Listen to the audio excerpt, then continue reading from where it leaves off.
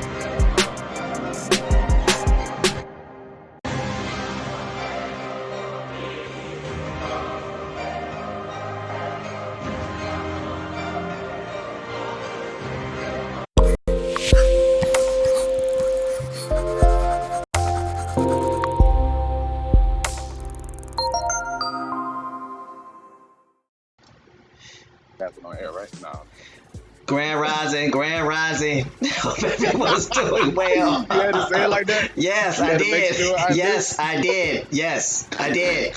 I felt the elbow in the ribs with that one. Somebody won't listen. Dang, damn it. Oh, it was a trash. Grand Rising. One time for the chili bowl. Donations. Grand Rising, everyone. Peace to the chat.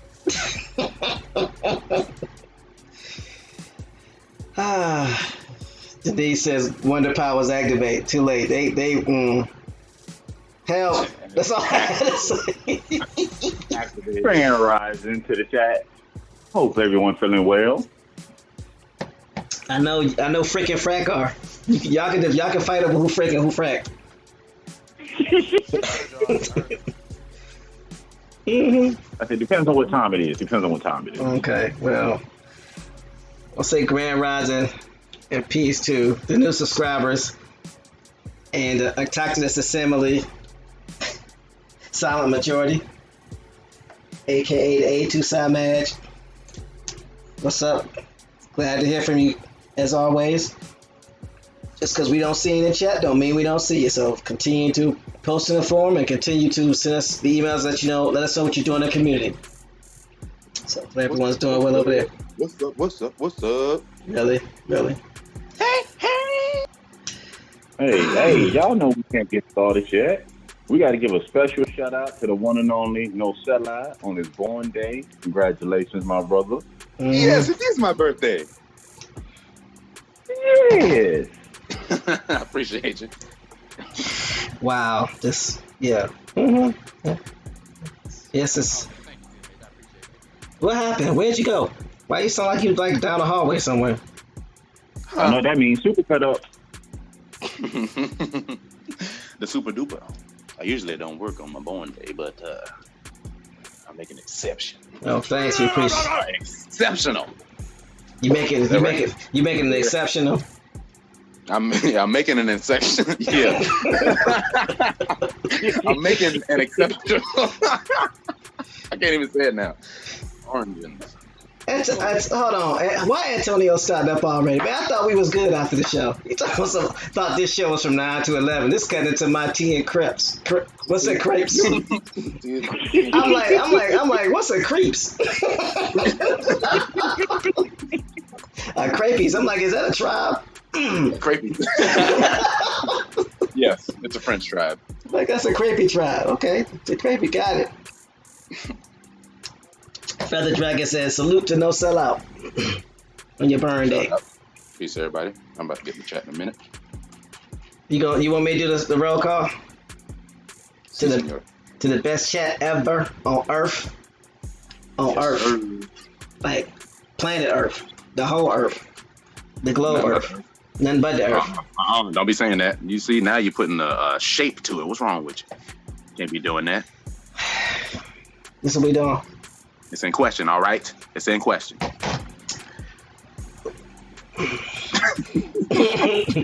Grand Rising Liz, we appreciate you hanging out with us yesterday on in the hangout. Well, not the hangout, but in the Zoom chat. So we definitely appreciate you. All the input that you had, and you had some phenomenal questions. So we look forward to you hanging out with us. Maybe one of these days we can get you to call in during the show. Grand Rising Feather Dragon. Grand Rising Copper Chopper 803. Grand Rising Oak Cliff. See, that's what we need to get on the chat. In the panel. Oak Cliff. Grand Rising, you don't want it? Okay, I'll take your word for it. Grand Rising Original Tillers. Grand Rising Hyena C. Grand Rising Copper Color Ancestor. Grand Rising M. Kodo. Grand Rising Mr. TJ the Ratchet Man. Grand Rising Powhatan M9. Oh, Powhatan Man. I am now. Why am I making up names this rising? We gonna blame No Sellout.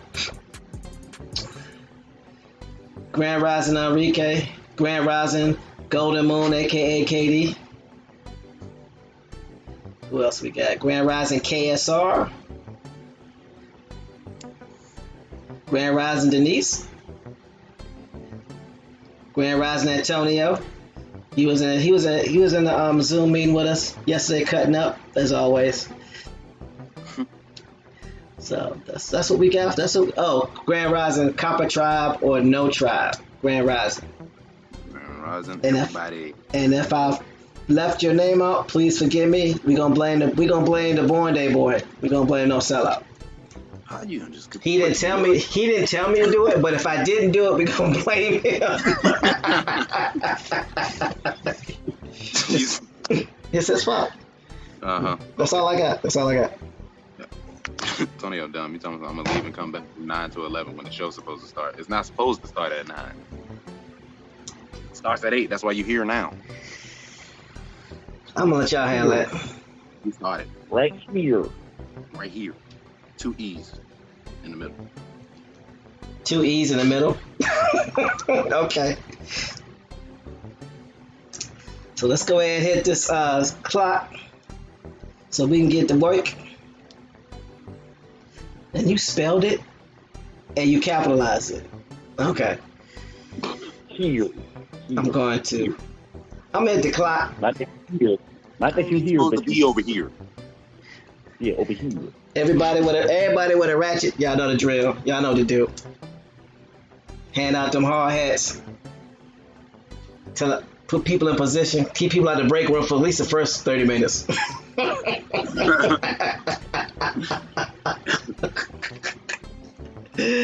Alright, here we go.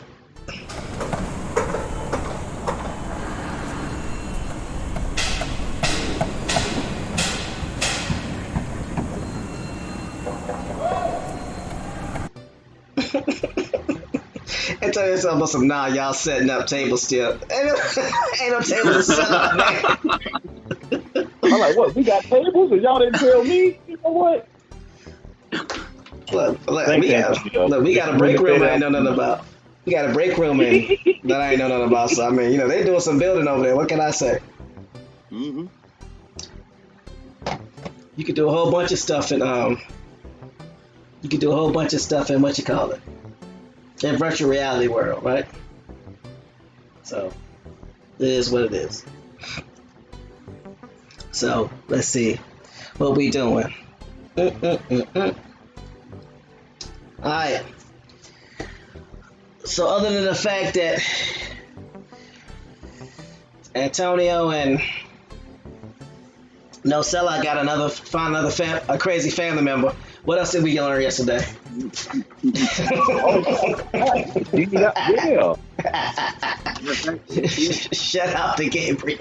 Got a possible family connection. Mm-hmm. All on the panel doing genealogy. Ain't that something? Mm-hmm. Shout out to Gabrielle.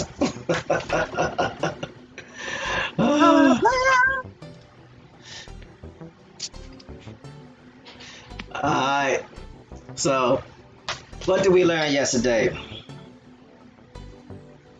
Well, after I did the math with a PH and an F, we learned there was on average 340 new immigrants coming into the United States from 1820 to 1870 or 1890, depending on how you look at it, which would have put it at 28,000 people coming to the shores per month, with an average of 2,000 going and hitting the colonies per month. So you're basically talking about roughly 500 people a week, over 125 people a day. That's a lot of people between that time frame. Yep. Think about it, 125 people come into your area a day. That's a lot of people, right? Yep.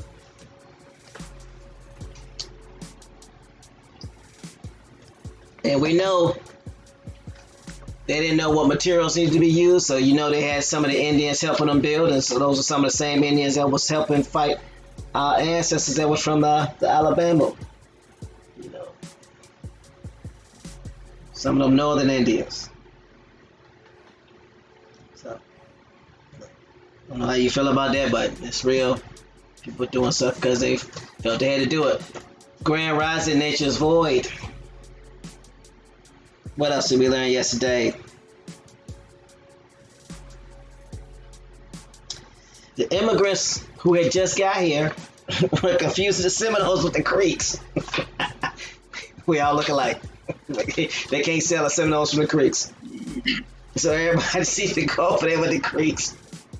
Which is interesting because you let history tell it, the creeks were already gone by the time this had happened, right? They were either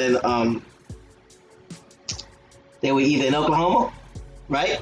Or they were civilians now. Mm-hmm. Let them tell it to you. We found out that black Indians were categorized as such because of the stigma of what their skin color was. And they were called slaves and freedmen. So they weren't called slaves and freedmen because they were slaves or because they had been slaves and they were freed. They were called slaves and freedmen because they were melanated. Darker hue. Yes. Grand Rising, Johnny. Hope all is well. Grand Rising, EJ Coppertone. Glad y'all was able to catch the cab this rising. What else did we learn?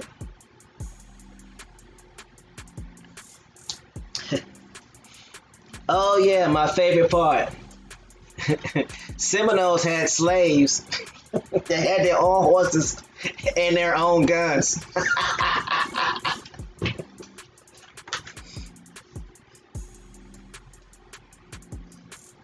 I'll repeat that. We learned yesterday that Seminoles had their own slaves, and these slaves had their own horses and their own guns.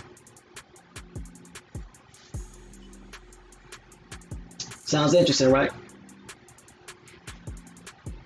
And then they messed around and were able to, they went north, right? First they went north with their own horses and their own guns, only to go south after stealing somebody else's horses and donkeys to go to Mexico because slavery was illegal. When they were down south and they could have just went to Mexico because they had their own horses, but I don't know. Y'all tell me, am I missing something? Is it possible? Maybe, maybe not. And then Frida read the Benjamin Franklin account of the earth being swarthy from 1751. You know how history treats Ben Franklin, one of the more honest people of his time. So they say that I don't. So if he's honest, then why would he be lying about that? Something to think about. So those are some of the things that we had learned yesterday. So today we're going to continue on with the Second Seminole War. And we're going to be starting with the Treaty of Payne's Landing, aka the Seminole Treaty. So I'm going to put the link in the chat. Is there anything anybody want to say before we get started? Tighten up them seatbelts.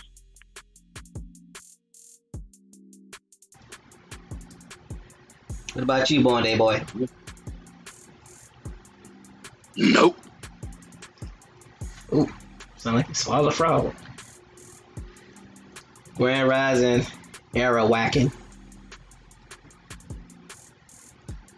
Alright, so putting the link in the chat for further review.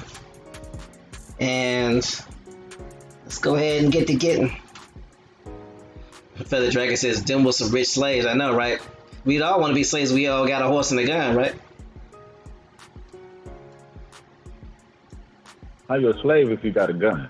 But that's another story for another day. How you say if you got a horse?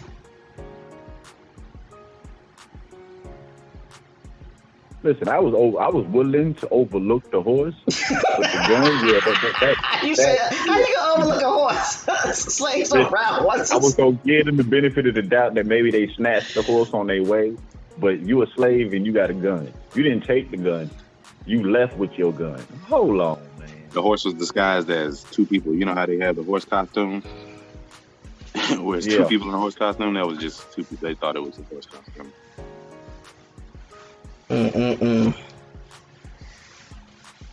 A big doggy.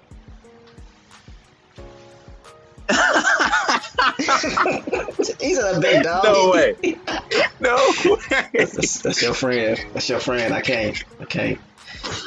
Oh man, and I hope that's how grown men describe it back then. That's a big dog. All right, we're gonna leave him alone. Why are people riding that? So I want to make a. I want to educate the chat a little bit.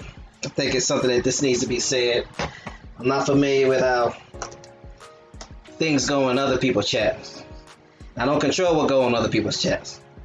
So, for what it's worth, how we do things here is proof is not a problem. And since proof is not a problem, we are always providing proof. We suggest that people in the chat do the same thing.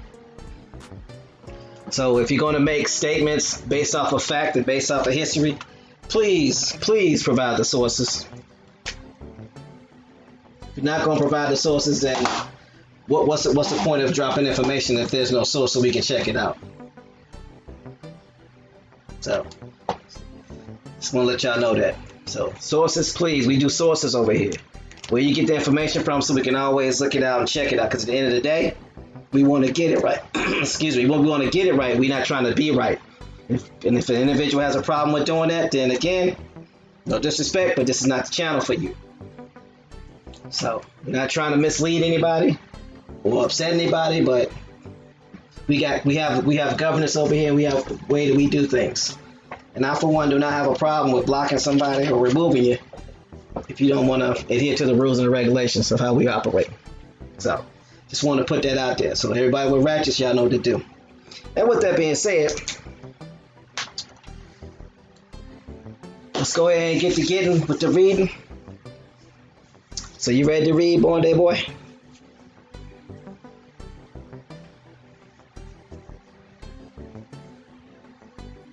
You talking to me? Today your Born Day, right? No.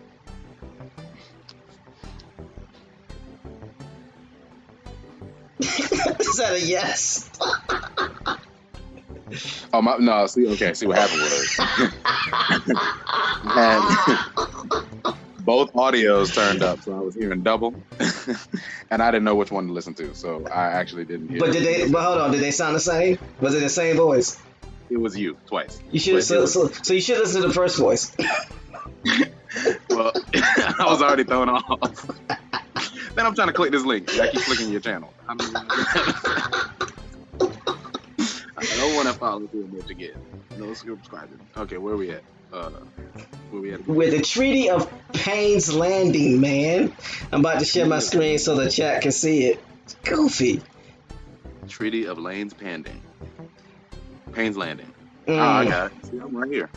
Dyslexic much? Just a little bit. A lot of it. Are we ready? Is everybody ready? Hold on. Johnny Everhart says, my family are Seminole mixed with German ancestry on father's side. My mother is Blackfoot, Creek, and Irish. Which is a firm example of all those Germans and all those Irish coming over. Those 17 million people that we was talking about, Johnny, yesterday, half of them were German, half of them were Irish. So that would make sense. The Great Migration. So, well, I don't know if it's called that, but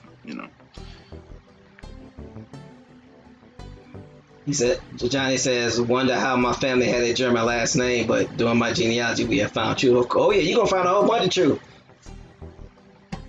I found so much truth, I tried to hide. But that's a whole nother story for another day. You ready, Senor No Sellout? Yes. Go ahead, boss. All right. Grand rising. Peace to the chat. Mic check. 2. In the spring of 1832, we are Treaty of Payne's Landing. That's what we're reading from. In the spring of 1832, the Seminoles on the reservation were called to a meeting at Payne's Landing on the Oklawaha River. The treaty negotiated their call for the Seminoles to move west if the land was found to be suitable. They were to be settled on the Creek Reservation and become part of the Creek tribe. The delegation of 7 chiefs who were to inspect the new reservation did not leave Florida until October 1832. Stop. See, what happened was, I tried to tell you to stop the sentence before, but I'm sorry.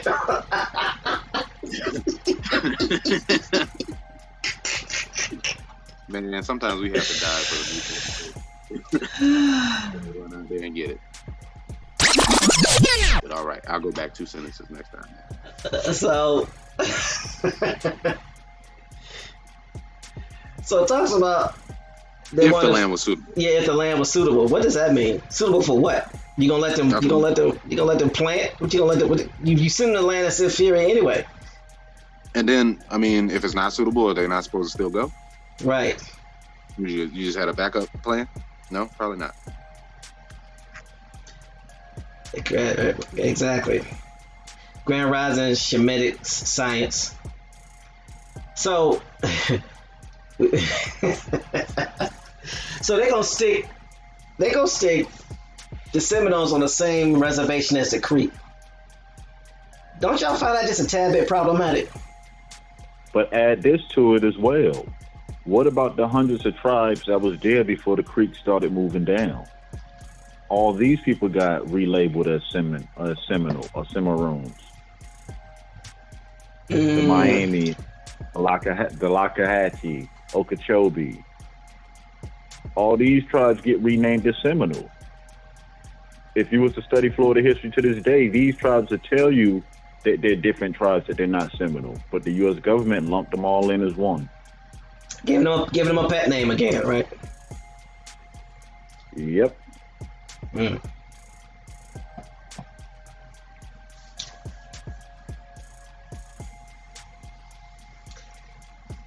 And it says on March 28th, oh yeah, you gotta read that. I ain't gonna read that. So, you can go ahead and pick up. Don't sell out. Okay. He's like, okay. Yeah. Hey man, hey, don't do that.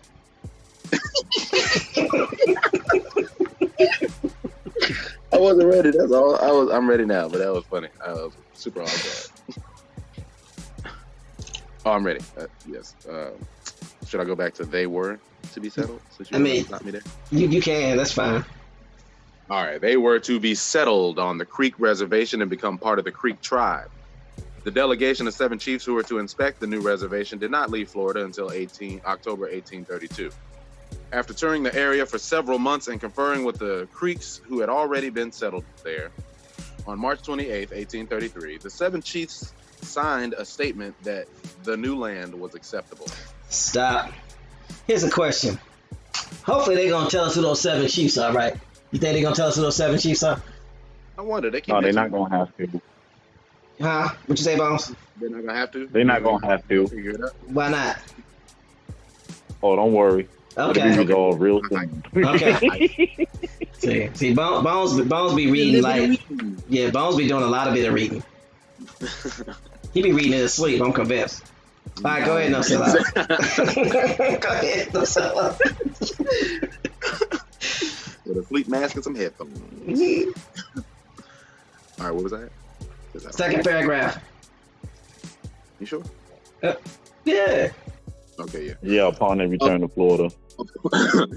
Look, no, I'm just saying because I didn't even see the paragraph. I was scrolled up on. I'm sorry. Upon their return to Florida, however, most of the chiefs renounced the statement, claiming that they had not signed it or that they had been forced to sign it. Man, they said they did not have the power to decide for all the tribes and bands that resided on the reservation. Even some U.S. Army officers claimed that the chiefs had been, quote, wheedled and bullied into signing, unquote. Wow. Others noted, quote, there is evidence of trickery by the whites. I'm sorry I said it like that. In the way that the treaty is phrased, unquote. The members of the villages in the area of the Apalachicola River were more easily persuaded, however, as they suffered more encroachment from the European Americans. They went west in 1834. That was 2 years later.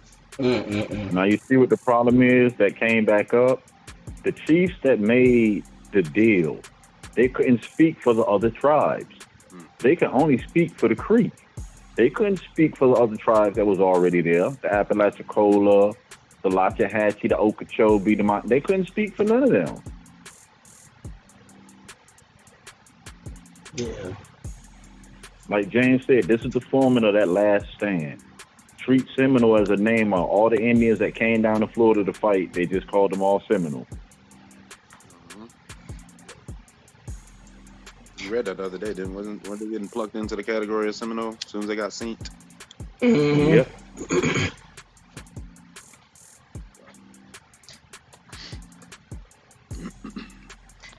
Grand Rising, Pamela Hall. East Pamela Hall.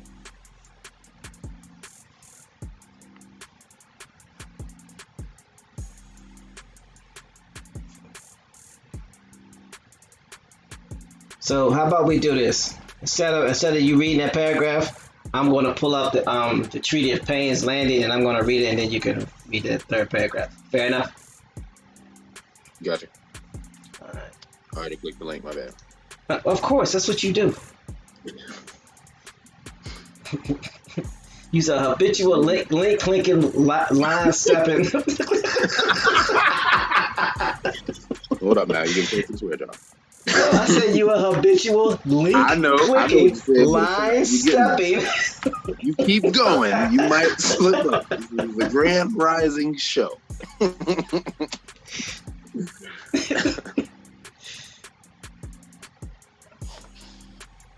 Come on. Landing. Well, why is everything froze? Come on, not today. I got it. Oh no. Stop it.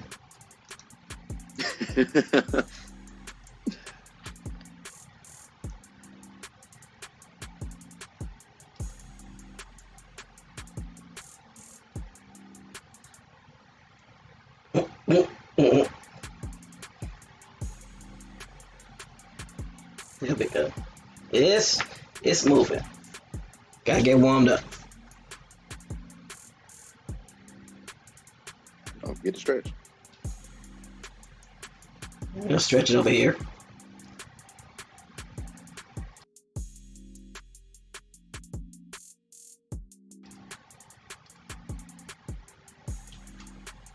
Serious right now?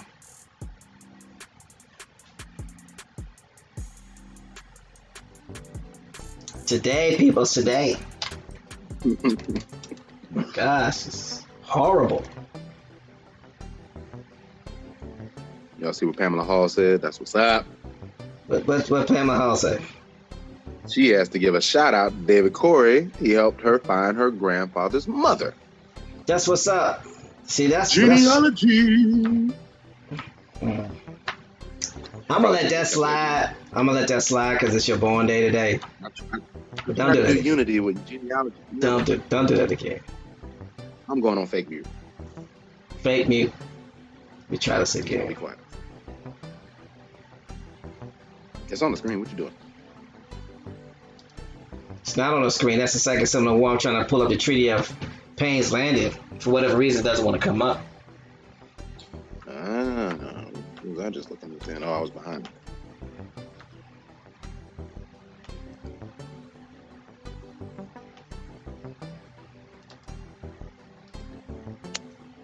To it this way. Hold on.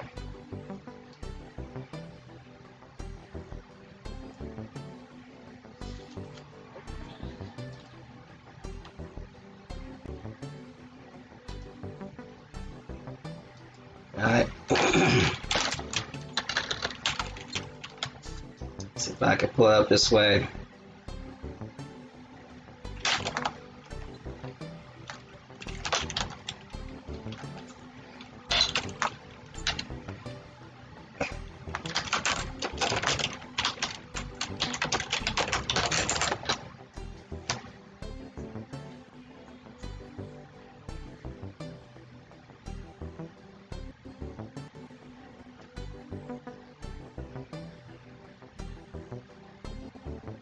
That tree does not want to come up.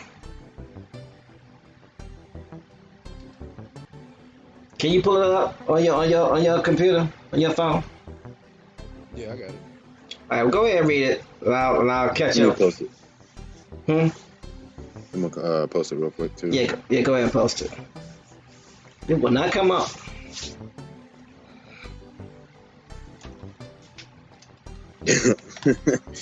Well, Cliff, appreciate it. Just making sure there's dairy-free things for me to be able to enjoy. I appreciate it.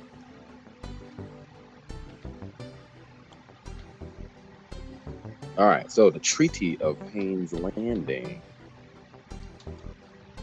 She said noon. What'd that mean? After the show, it was 11:59. The show over with.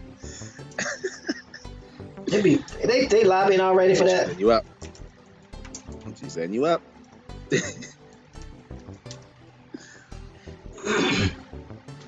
I can begin to read it. I'm sorry. No, you good. Go ahead. Oh, they were listening to you 3 minutes ago and responding. Sorry, Timmy. No, you good. Treaty of Payne's Landing. Oh, okay. The Treaty of Mic check. Can y'all hear me? Yeah, we got you. Go ahead. Can I be heard? All right. The Treaty of Payne's Landing, treaty with the Seminoles, 1832, was an agreement signed on 9 May 1832 between the government of the United States and several chiefs of the Seminole Indians in the territory of Florida before it acquired statehood.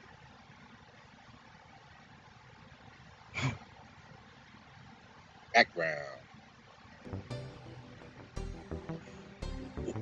By the Treaty of Moultrie Creek in 1823, the Seminoles had relinquished all claims to land in the Florida Territory in return for a reservation in the center of Florida, of the Florida Peninsula, and certain payments, supplies, and services to be provided by the U.S. government, guaranteed for 20 years.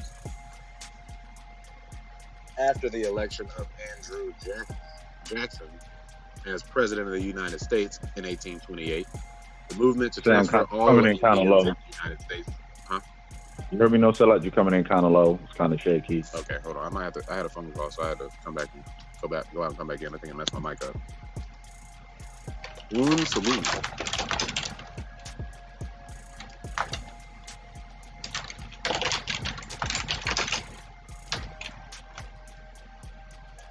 Where'd he go? No, I had to go out and come back in. Oh. We just having all kinds of technical difficulties just rising up with. Now I got where he was at. Like I said, by the Treaty of Moultrie Creek in 1823, the Seminoles had relinquished all claims to the land in the Florida Territory in return for a reservation in the center of Florida Peninsula and certain payments, supplies, and services to be provided by the U.S. government, guaranteed for 20 years. After the election of Andrew Jackson as President of the United States in 1828, the movement to transfer all Indians in the United States to west of the Mississippi River grew. And in 1830, United States Congress passed the Indian Removal Act. Goes on to state, determined to move the Seminoles west, the United States Department of War appointed James Gadsden to negotiate a new treaty with them.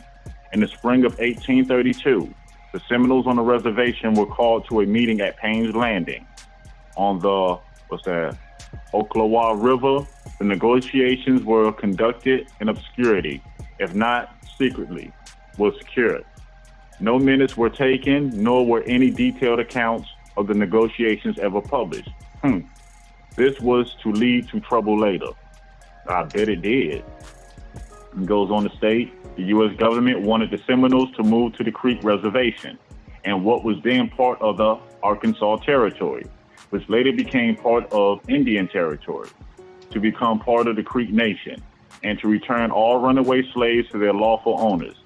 None of these demands were agreeable to the Seminoles. They had heard that the climate at the Creek Reservation was harsher than in Florida. The Seminoles of Florida did not consider themselves part of the Creeks. Although many of the groups in Florida had come from what whites called Creek tribes, they did not feel any connection. Some of the groups in Florida, such as the Choctaw, Yamassees, and Uchis, had never been grouped with the Creeks. Finally, runaway slaves, while often held as slaves by Seminoles under much milder conditions than with whites, were fairly well integrated into the bands, often intermarrying and rising to position of influence and leadership. Here they go again. They're telling you that they're forcing Indians to assimilate to become a whole nother name or pick up a new name for your tribe. Interesting. Very.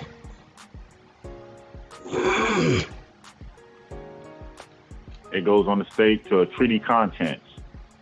The treaty negotiated at Payne's Landing called for the Seminoles to move west if the lands were found to be suitable. The delegation of 7 chiefs who were to inspect the new reservation did not leave Florida until October 1832. After touring the area for several months and conferring with the Creeks who had already been settled there, the 7 chiefs signed on March 28, 1833 at Fort Gibson, Arkansas Territory, a statement that the new land was acceptable upon their return to Florida. However, most of the chiefs renounced the statement, claiming that they had not signed it or that they had been forced to sign it, and in any case, that they did not have the power to decide for all the tribes and bands that reside on the reservation. It says even some U.S. Army officers observed the chiefs had been wheedled and bullied into signing. Furthermore, there's evidence of trickery by the whites and the way the treaty is phrased. Several villages had been allowed to stay in the area of the Apalachicola River after 1823, when the rest of the Seminoles had been forced into the new reservation. Gaston was able to persuade the chief of these villages to move. However, they went west in 1834. The United States finally ratified the Treaty of Payne's Landing in April of 1834. Okay. Interesting again. Well, that's the part. Yeah, that was just a cover. We going over what we read so far. Now they got refusal to move. Should be some new information in here. Refusal to move. 1, 2. Yeah, we got you. Okay. Oh, you was picking back up, or you wanted me to continue? Oh, no, you good. All right. Well, yeah, I just keep on the right lane. All right, refusal to move. The treaty had given the Seminoles 3 years to move west of the Mississippi. The government interpreted the 3 years as starting in 1832 and expected the Seminoles to move in 1835. Fort King, and now what is Ocala, was reopened in 1834. A new Seminole agent, Willie Thompson, was appointed in 1834, and the task of persuading the Seminoles to move fell to him. He called the chiefs together at Fort King in October 1834 to talk to them about the removal to the west. The Seminoles informed Thompson that they had no intention on moving and that they did not feel bound by the Treaty of Payne's Landing. Thompson then requested reinforcements for Fort King and Fort Brooke, reporting that the Indians, after they had received the annuity, purchased an unusual large quantity of powder and lead. Brigadier General Duncan L. Clinch, United States Army Commander for Florida, also warned Washington that the Seminoles did not intend to move and that more troops would be needed to force them to move.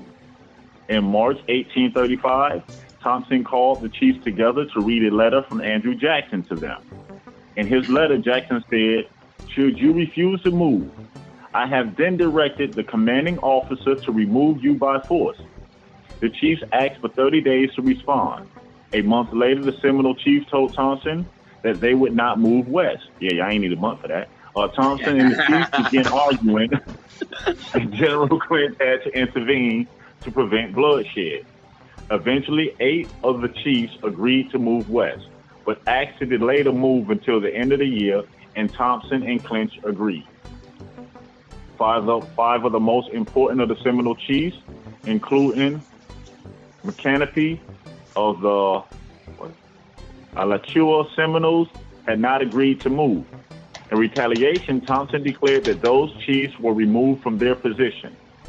As relations with the Seminoles deteriorated, hold on, I had to hit the brake. How can an outsider terminate a chief's position? Anyway, as relations with the Seminoles deteriorated, Thompson forbid the sale of guns and ammunition to the Seminoles. Osceola, a young warrior beginning to be noticed by the whites, was particularly upset by the ban, feeling that he equated Seminoles with slaves and said, "The white man shall not make me black.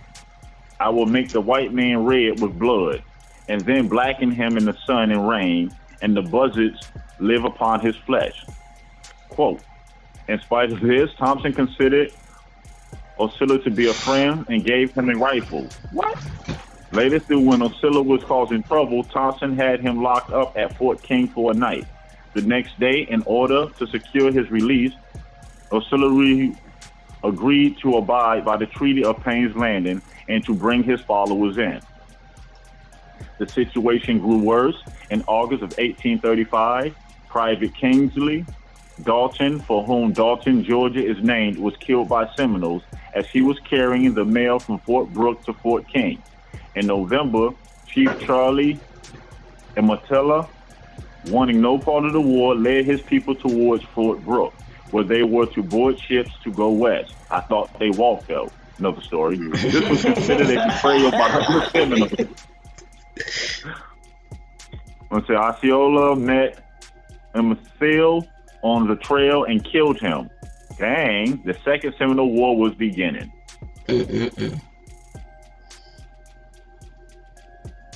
This dude was a bad boy. Said, hold on, let him on fighting, killed him. On plan. And you're like, hold on, you gonna lead my people to boats? But then again, that's very interesting. How they gonna tell you these people walked from Florida to the west? And they telling you right here that this dude led his people to get on boats. Come on, man. You know, come on. What they do? What's the one thing they always doing? And then my soundbite don't want to play. Harry Pottering, layer on layer on layer.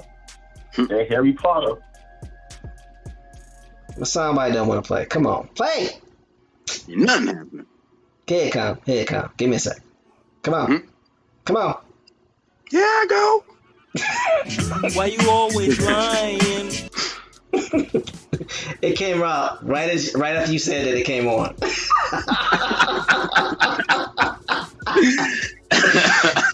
when you listen to the playback, you gonna laugh.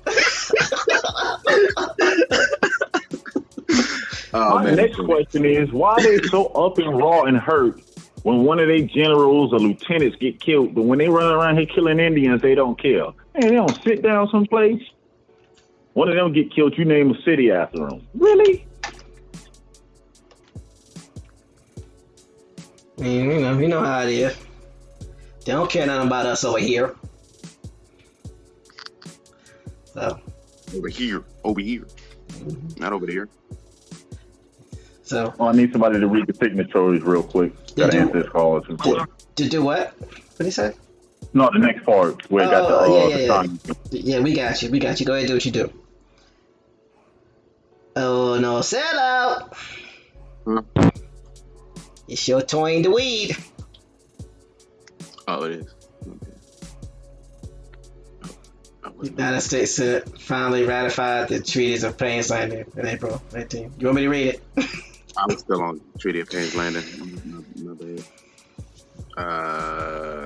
You can, yes. Huh? I can't. You want me to read it? Okay. Appreciate it. The United States finally ratified the Treaty of Payne's Landing in April 1834. The treaty had given the Seminoles 3 years to move west of the Mississippi. So they gave them 3 years. And it was supposed to start from 1835? The government interpreted the 3 years as starting... What? The government interpreted 3 years as starting 1832. Hold on.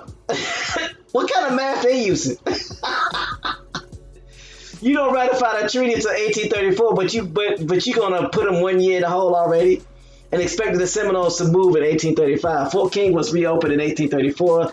A new Seminole agent, Wiley Thompson, had been appointed in 1834, and the task of persuading the Seminoles to move fell to him. He called the chiefs together at Fort King in October 1834 to talk to them about the removal of the West. The Seminoles informed Thompson that they had no intentions of moving and that they did not feel bound by the Treaty of Payne's Landing. Thompson requested reinforcements for Fort King and Fort Broke, reporting that the Indians, after they had received the annuity, purchased an usually large quantity of powder and lead. This is what Bones was reading on the treaty. He said General Clinch also warned Washington and Seminoles did not intend to move, and the more troops would be needed to force the move.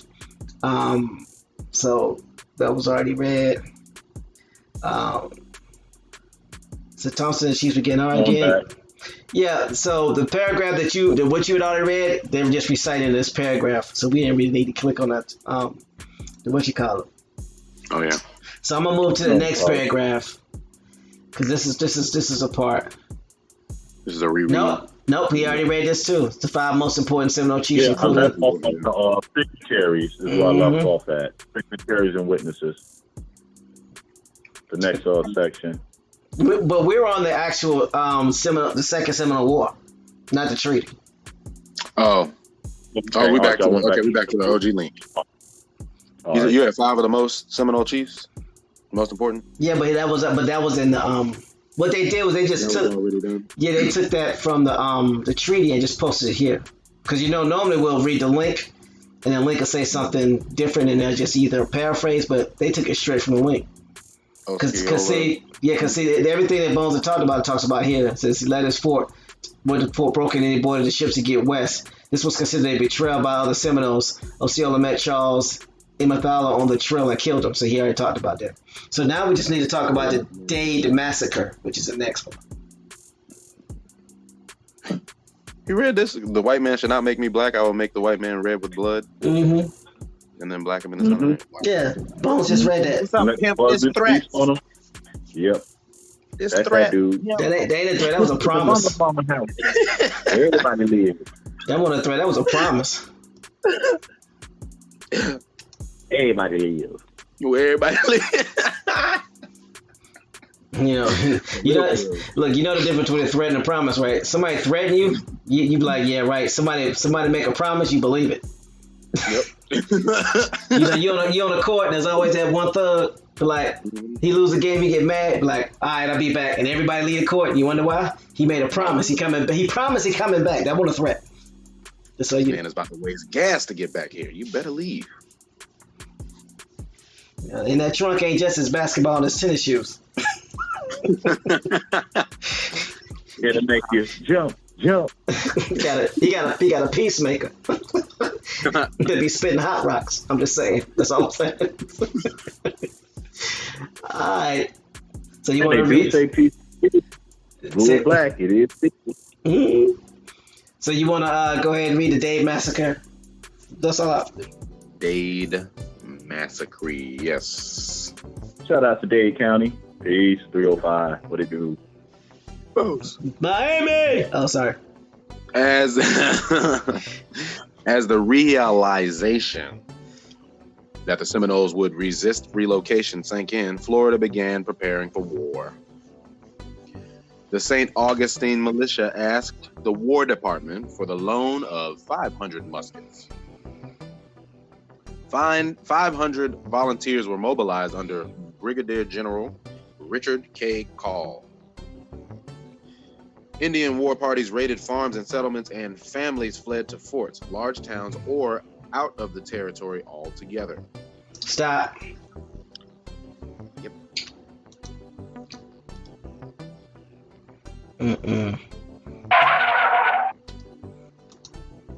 These delayed effects is killing the boy. Question. Whatever gave them the idea that the Seminole was not going to give in? I mean, how many times did they tell them no? What part of no don't you understand? They took their allotment money and bought gunpowder, weapons, and ammo with it. That should have told you something, right? Why are they buying boxes to move? Why are they buying guns and ammo? They ain't get no boxes, no crates. No. What they did, it came with something in it. Bang sticks. So here's the funny part. It says Florida began preparing for war. It says St. Augustine militia asked the War Department for the loan of 500 muskets. Y'all do realize that muskets are those weapons that shoot ball bearings, right? You know how long it Yeah, takes to take about a load? minute to load, a minute and 20 to load.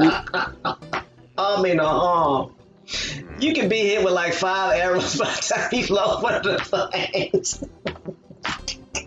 Man, if he don't walk up on you and slap you, wow, give me that.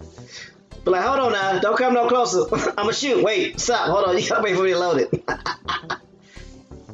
Give me a minute 20, a minute 20. Oh boy, that's funny. They said they were talking about the Indian war parties were raiding the farms and the settlements, and the families fled the force. Remember, you had literally 150 people coming in a day. So they were building these farms and places for these people to live. So the Indians just raiding them and just taking the stuff because it was on their land anyway. So they was hot. Think about it. I gotta address the elephant in the room. I got you. I tried to let it go, but The elephant in here? the elephant in the room is this. Who was selling weapons? Who? You were selling guns to the Indians. They found them. The Spanish. The Spanish. Mm-hmm. That's who was selling weapons. The Spanish. Just shedding a little light on it. Mm-hmm. But they call them calicos. The calicos, the Spanish Indians, the reason why the Spanish had a good relation there, because they already been there and interbreeded with the people down there in the Miami area, creating a whole new class. Uh-oh.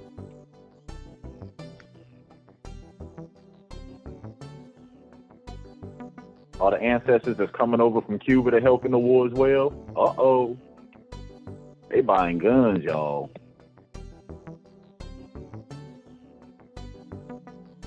They took their moving money and they mechanized and weaponized.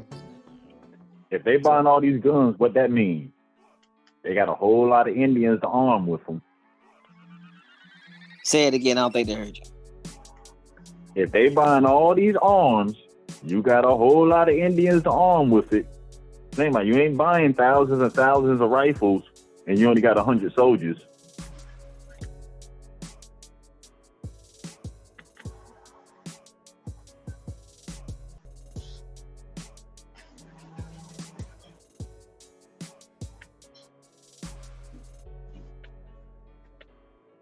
Could that be why they don't want us to bear arms? I'm just saying.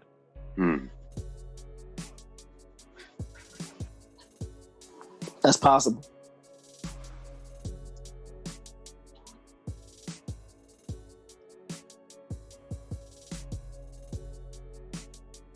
Remembrance of what happened when we took that allotment money and bound it up?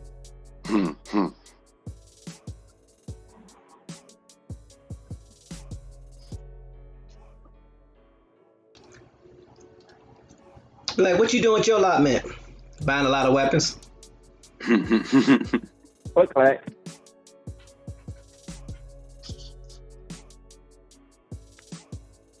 But no, that's something to really think about, though.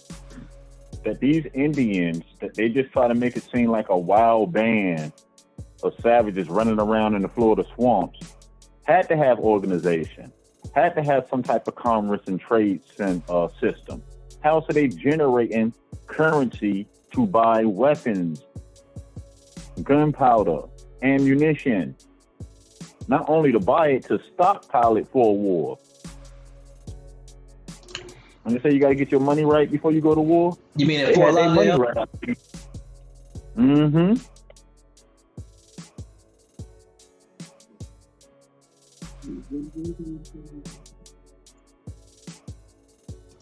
Ask yourself why the Spanish never tried to rule them Indians in Florida with a strong hand. There's a reason for that.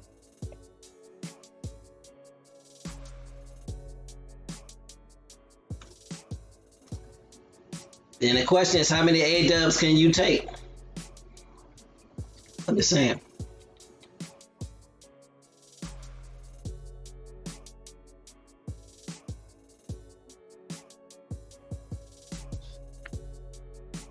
but you can see it's setting up for war. Because pushed down to Florida into that last resort area, there is no other land to be pushed down to. You either hop on a boat and go back and forth to the islands. So Florida and Texas would be our ancestors' last stand. They strongest areas where they deeply rooted in. Mm-hmm.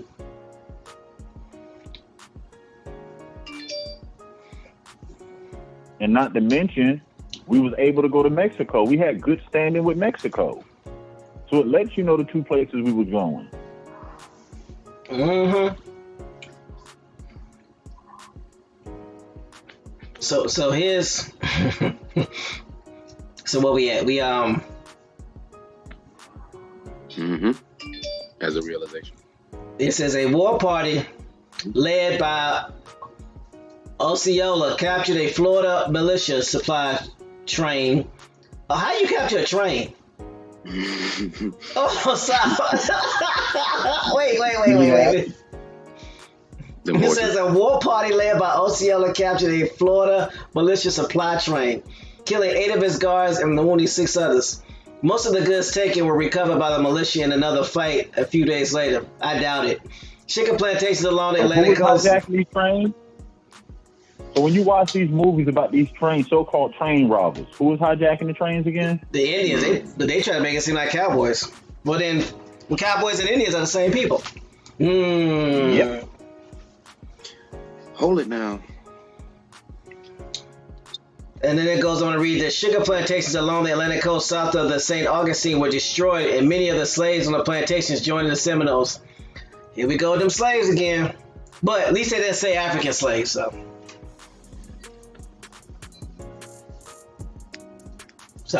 Because how could an African slave join their Seminoles? I mean, we have to use common sense here. Why would they even join? What would they have in common? How would they even communicate at this time?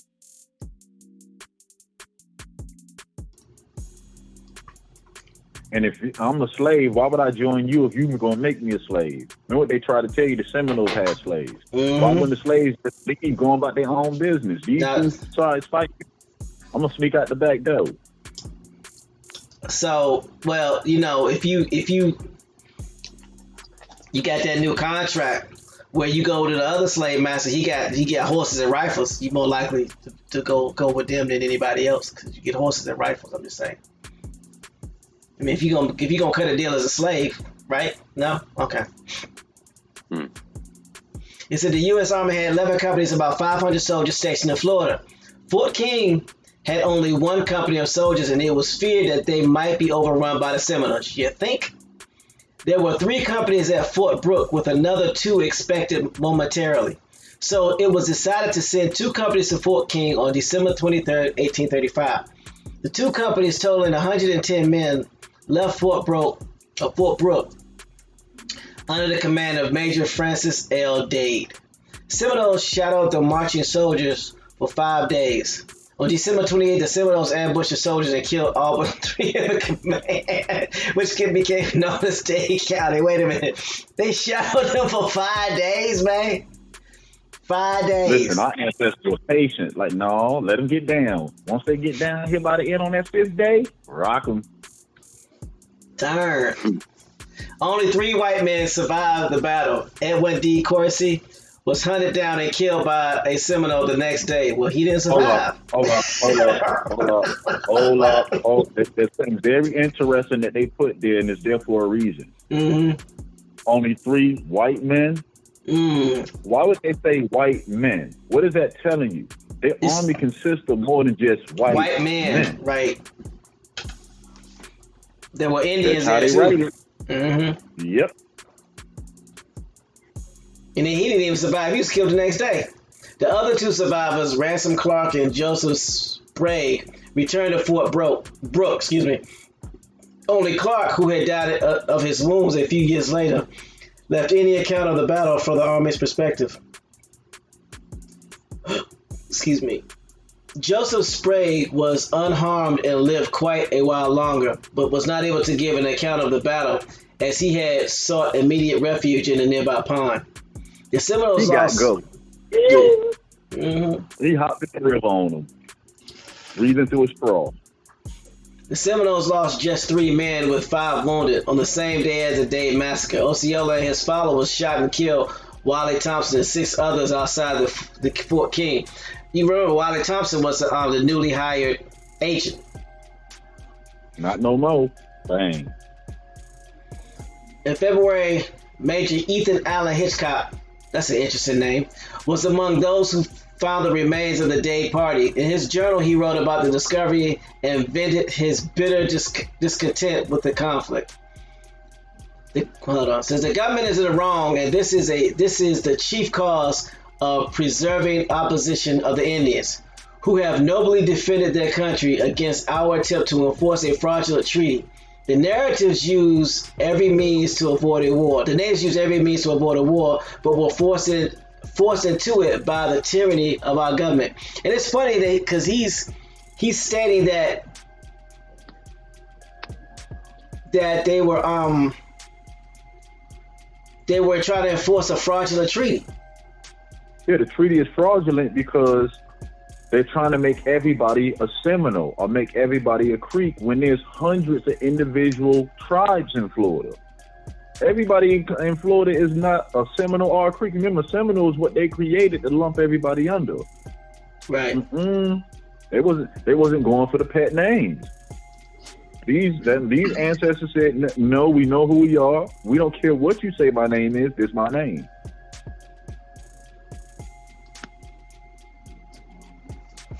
Wow.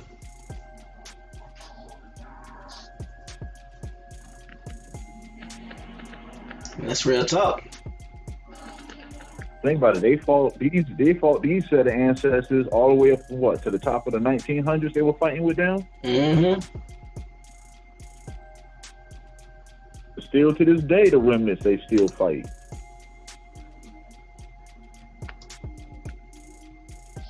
It's crazy.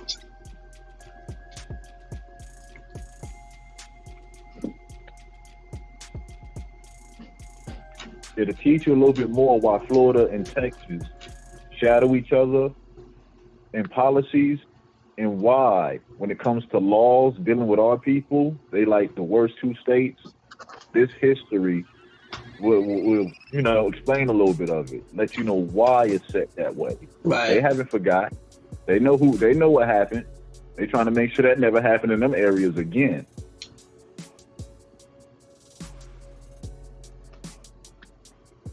All right, well, I'm going to go ahead and read the rest of it. It says, on December 29th, General Clinch left Fort Drain, recently established on Clinch's plantation, about 20 miles northwest of Fort King, with 750 soldiers, including 500 volunteers, on an enlistment due to end January 1st. 1836, they were going to a Seminole stronghold called the Cove of Withlacoochee.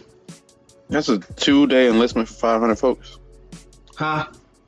It was like a 2 or 3 day enlistment for those 500 volunteers. You're right, it is. From over here.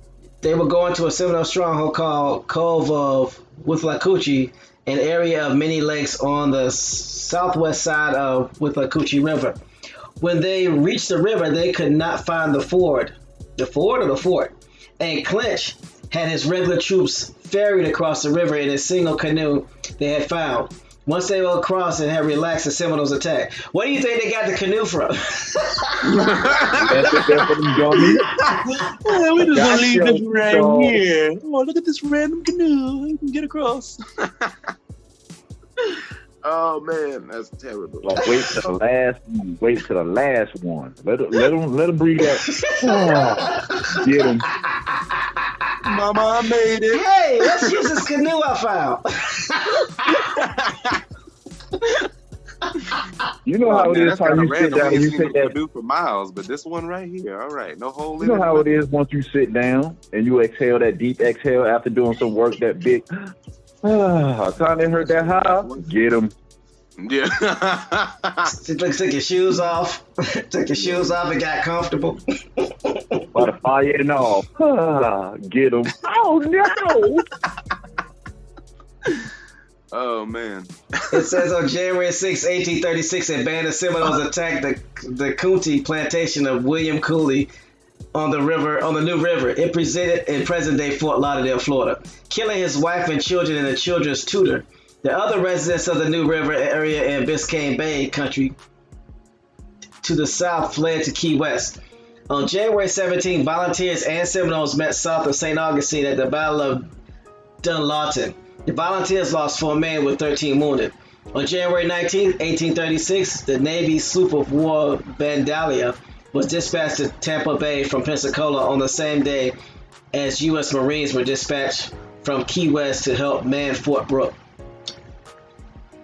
They were getting whooped. Did you hear me? Whooped.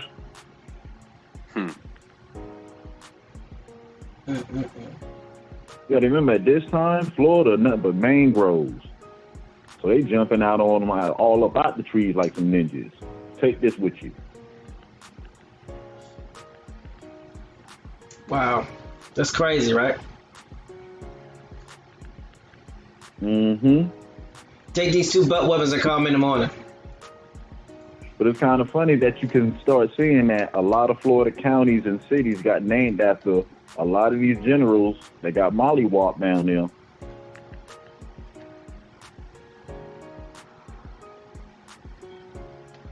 Yeah.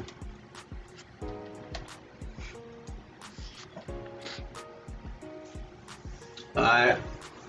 So, let's see. What do we do?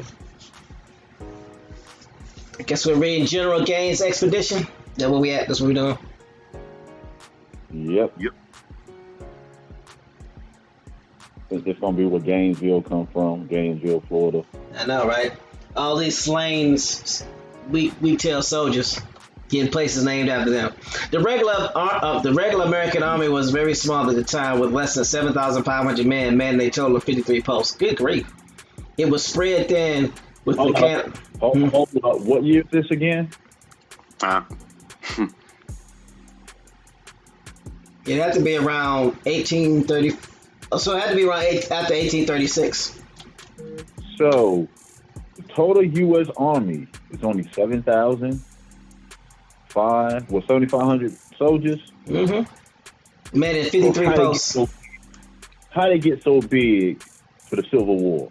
Where all these soldiers came from? Ooh. Did they come from the migration, the immigration? Indians. I like my answer better. It fits the narrative.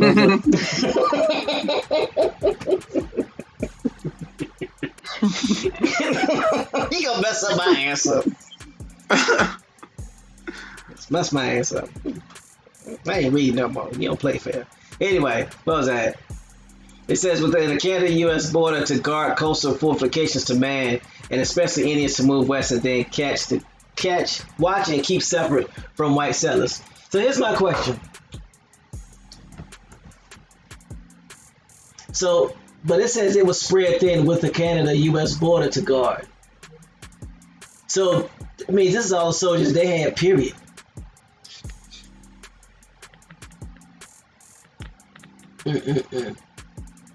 Interesting. Then it says, coastal fortifications to man, especially Indians to move west and then watch and keep separate from white settlers. So these soldiers, these were the tasks that these soldiers was doing. So not only were they fighting supposedly, but they were guarding the border, the U.S.-Canada border. They had the coastal fortifications to man, being pulling guard duty, and they had to help in the migration of the Indians moving west, and then keep watch and keep separate the white settlers from the Indians. So that's easy when you can get 500 Cherokee to do some work for you, another 700 Creek to do some work for you, another 600 Choctaw to fight for you. Yo, that's easy. I know, right? Easy peasy, lemon squeezy, right? It says temporary needs for the additional troops were filled by state and territory militia and by self-organized volunteer units. As news and rumors of fighting spread, action was taken on many levels. Major General Winfield Scott was placed in charge of the war. Congress appropriated $620,000 for the war. Volunteer companies began forming in Alabama, Georgia, South Carolina. General Gaines put together a force of 1,100 regulars and volunteers in New Orleans and sailed with them to Fort Brooke. That's crazy.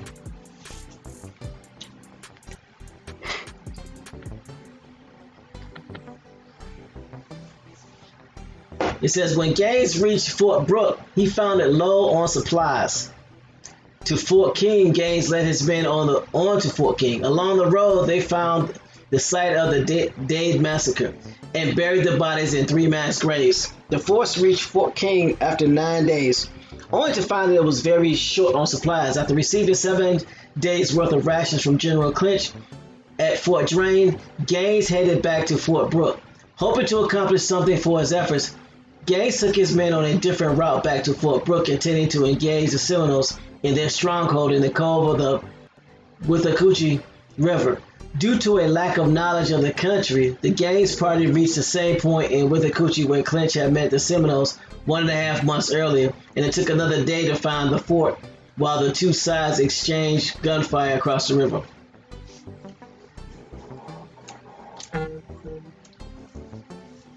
No, ford the right word. Ford as in meaning a shallow bank to cross.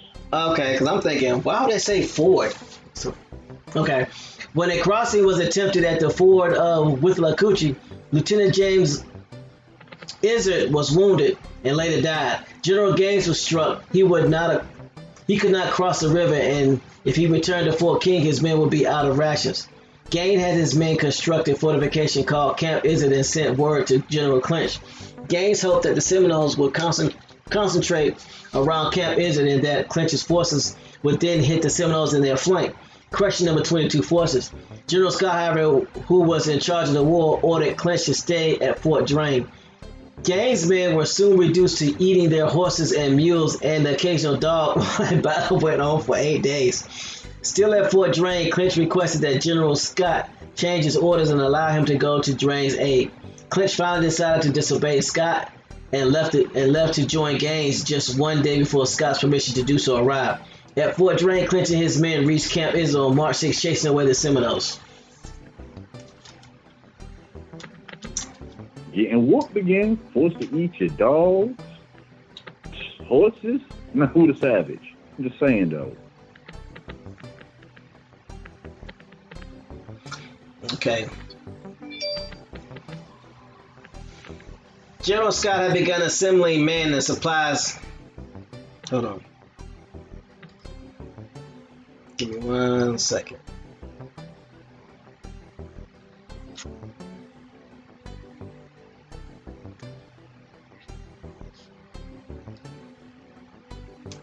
General Scott had begun assembling men and supplies for a grand campaign against the Seminoles. 3 columns totaling 5,000 men were to converge on the cove of Wheedled, trapping the Seminoles with a force large enough to defeat them. Scott would accompany 1 column under the command of General Clinch, moving south from Fort Drane. A 2nd column under Brigadier General Abram Eustis would travel southwest to Volusia, a town on the St. Johns River. The 3rd wing, under the command of Colonel William Lindsay, would move north from Fort Brooke. The plan was for the 3 columns to arrive at the cove simultaneously so as to prevent the Seminoles from escaping. Eustis and Lindsay were supposed to be in place on March 25th so Clinch's column could drive the Seminoles into them. On the way from St. Augustine to Volusia to take up his standing position, General Eustis found Apalachicola or Apalachicola, also known as Abramstown. Abram had been a member of the Corps of Colonial Marines and was present at and taken into custody at the Battle of Negro Fort. Wait, what?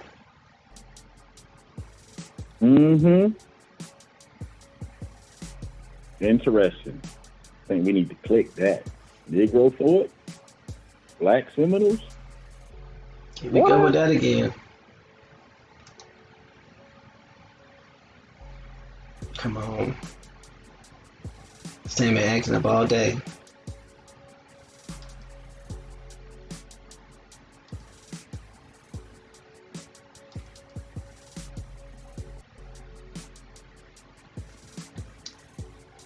Really?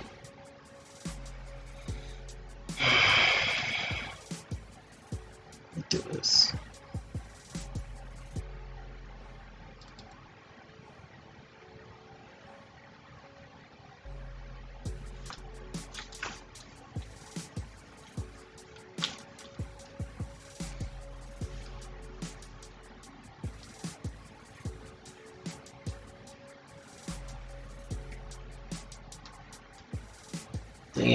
This thing not even responding. Give me a second. Let me do this. Ah. Yeah, I posted it in the chat.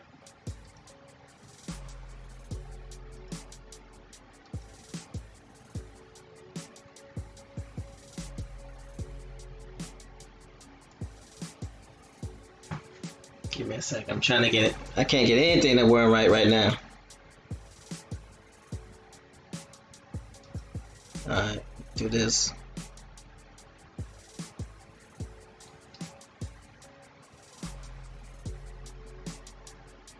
Shut all that down. Alright, the music's gonna cut out for a second.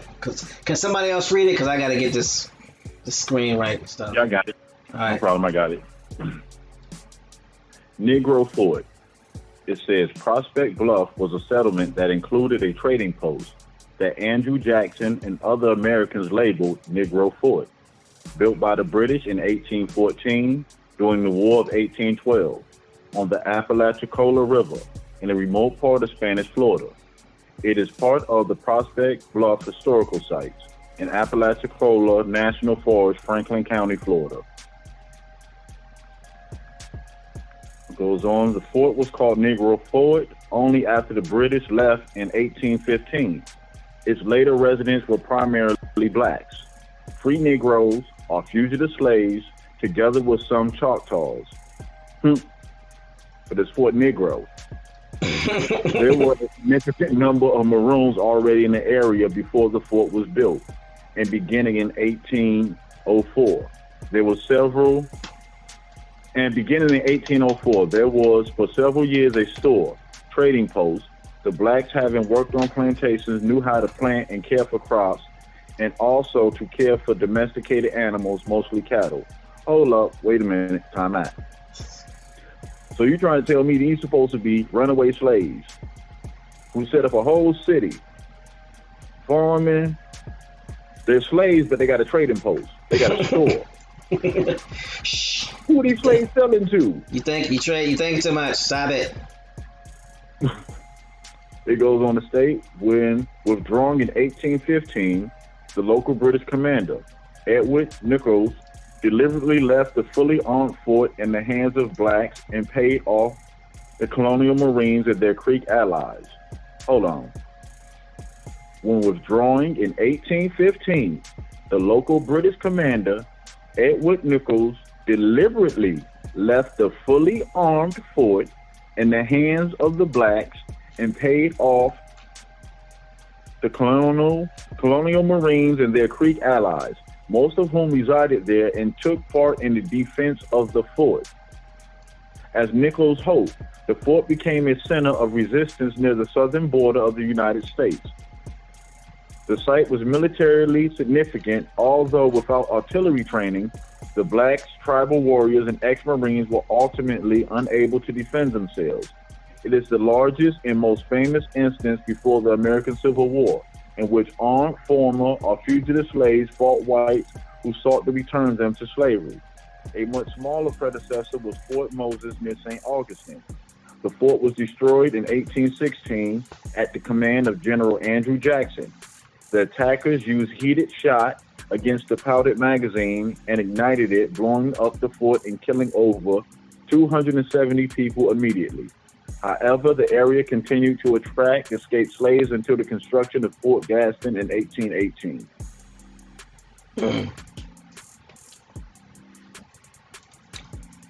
But hold on. These are slaves. How they know to do all that? No. There's a problem with this. Local British commander. But who did they tell you was responsible for these people being over here slaves? The British. So the British brought Africans here for slaves. They ain't gonna turn around, give them a fort with weapons, Intentionally. pay off some Marines, Intentionally. pay off the Marines and Creeks to help them defend it. That don't make no. I did all this to put you in slavery, but now I'm gonna give you all this so you can fight to stay out of slavery.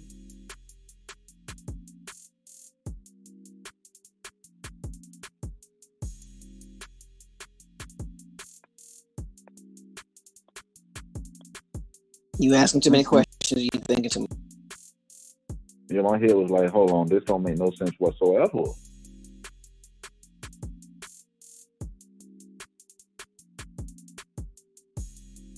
I'm just saying. If you are an escaped slave, why would you join any army running back in, attacking slave area? You're a foreigner. Chances of you getting caught are much higher than the so-called Indian. So, I don't know. Common sense kicking in. I'm sorry. Sounds like these slaves are doing more running to than running away. You know?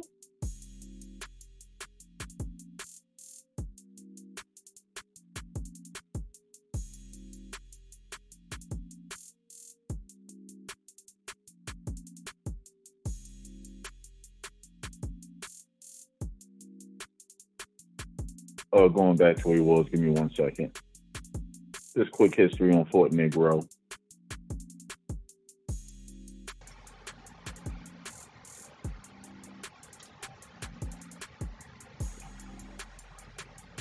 You put the link in the chat, right? Yeah. Okay. It was going back to the Seminole War right before. Let me see. In custody only a short time. He was a black Seminole leader and interpreter for the Seminoles, who played a critical role during the Second Seminole War. Hold up. Interpreting what to who for the Seminoles?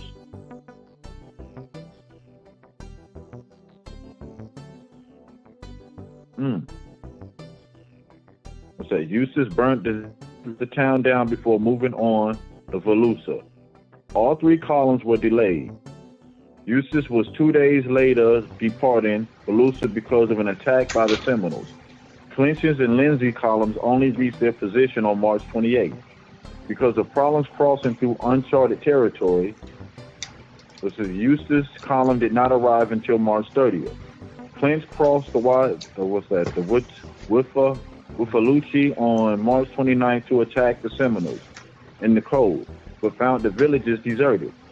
Eustis' column did fight a skirmish with some Seminoles before reaching its assigned position, but the whole action had killed or captured only a few Seminoles. On March 31st, all 3 commanders running low on supplies headed for Fort Brooke. The failure of the expedition to effectively engage the Seminoles was seen as a defeat and was blamed on insufficient time for planning and an inhospitable climate. It says the army retreats. Governor tries his hand. Governor Call tries his hand. It states on April 1836, did not go well for the army. Seminoles attacked a number of forts, including Camp Cooper in the cold, Fort Alabama on the Hillsborough River, north of Fort Brooke, Fort Barnwell near Volusia, and Fort Drane itself. The Seminoles also burnt the sugar works of Clinch's plantation. After that, Clinch resigned his commission and left the territory, ran him away. Fort Alabama was abandoned in late April. In late May, Fort King was also abandoned, running them all away, I see. In June, the soldiers in a blockhouse on the Withlacoochee were rescued after being besieged by the Seminoles for 48 days. On July 23, 1836, Seminoles attacked the Cape Florida lighthouse, severely wounding the assistant keeper in charge, killing his assistant and burning the lighthouse. The lighthouse was not repaired until 1846. Fort Drane was abandoned in July because of illness, with 5 out of 7 officers and 140 men on the sick list. The Army was suffering terribly from illness. At the time, summer in Florida was called the sickly season.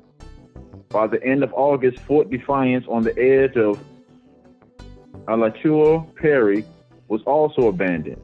Seeing that the war promised to be long and expensive, Congress appropriated another $1.5 million and allowed volunteers to enlist for up to a year.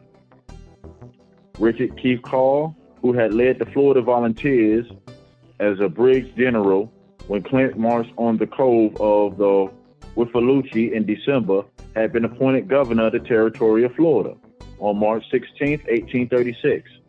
Governor Call proposed a summer campaign using militias and volunteers instead of regular Army troops. The War Department agreed to this proposal, but delays in preparation meant the campaign did not start until the end of September. Call also intended to attack the cove of the Withlacoochee. He sent most of his supplies down the west coast of the peninsula and up the Withlacoochee to set up a supply base. With the main body of his men, he marched to now the abandoned Fort Drane and then on to the Withlacoochee, which they reached on October 13th. I can pick up from there. Okay. Says the Withlacoochee was flooding and could not be forded. That word looks so funny. The Army could not make rafts for a crossing because they had not brought any axes with them. In addition, Seminoles on the other side of the river were shooting at them at any soldier who showed himself along the river. Call then turned west along the north bank of the river to reach the supply depot. However, the steamer bringing the supplies had sunk in the lower part of the river, and the supply depot was far downstream from where Call was expecting it. Out of food, Call led his men back to Fort Drane, another failed expedition against the cove. Good grief. Let's see. In mid-November, Call tried again. His forces made it across the Withlacoochee this time, but found the cove abandoned. Well, you think they're just gonna wait on y'all? Let's just wait. Let's just wait and see what they're gonna do. Let's see. Come on. Call divided his forces and proceeded up the river south on both sides. On November 17th, Seminoles were routed from the large camp. There was another battle the next day, and the Seminoles were assumed to be headed for the Wahoo Swamp. Call waited to bring the other column across the river, then entered the Wahoo Swamp on November 21st.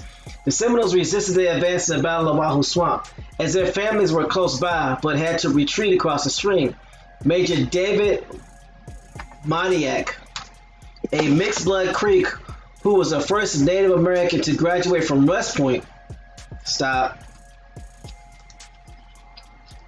So you know what militias and volunteers are? Indians. It's code word for bingo, Indians.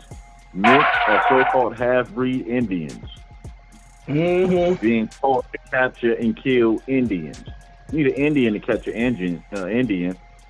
See how many times the U.S. military tried? They ran every soldier up out of Florida, made them abandon the forts. Exactly. That's crazy.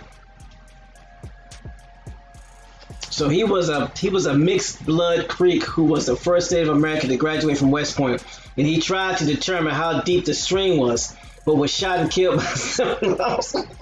That's what you get. Don't laugh, it ain't funny. So while he played in the water, hold on. So while he played in the water, they just shot him. Oh my God, man. I'm sorry. Oh, you snitching, huh? Oh, you snitching. You working for the other side. We got something for you.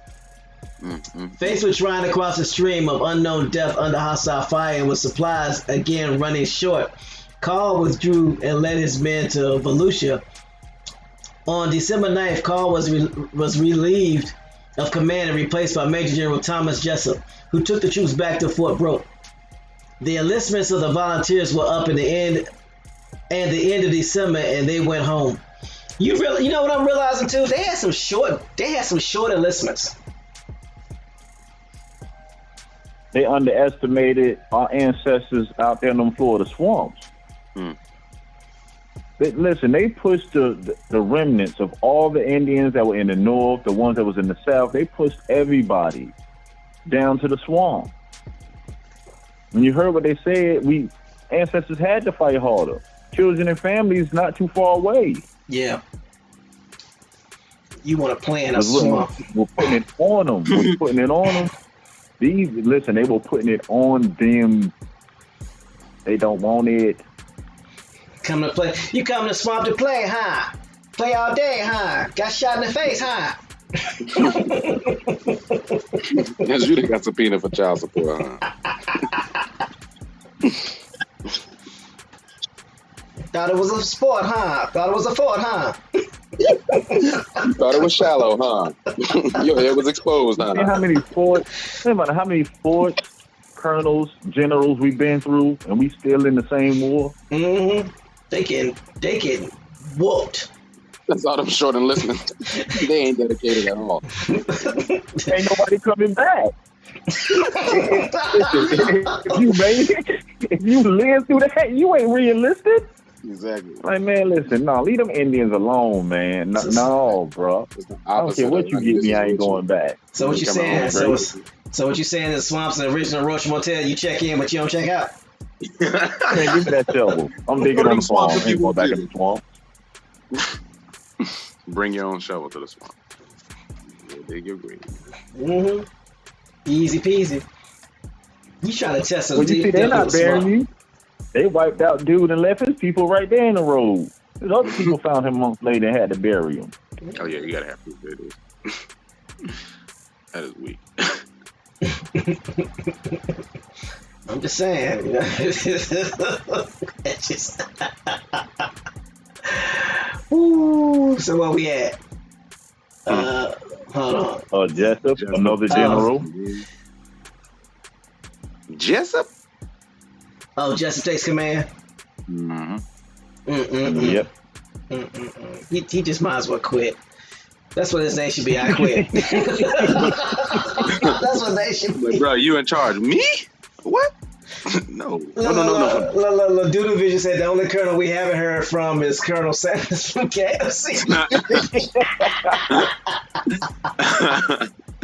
You got all of them. He was probably supposed to, hey, y'all joking, he was probably supposed to show up. He decided to fry chicken instead. Like, you know what? I'm good. Like, I found this new recipe.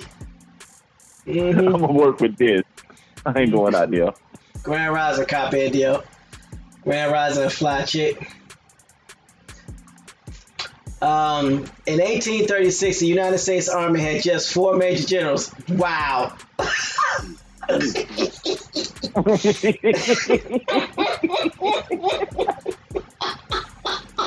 Hey, listen, this part of our history, I don't know about no other relative that's rising. But in this chapter, I'm feeling good, y'all. They have 4. I don't know who ancestors they tried to write out like they were some suckers, but this show you right here, they getting it.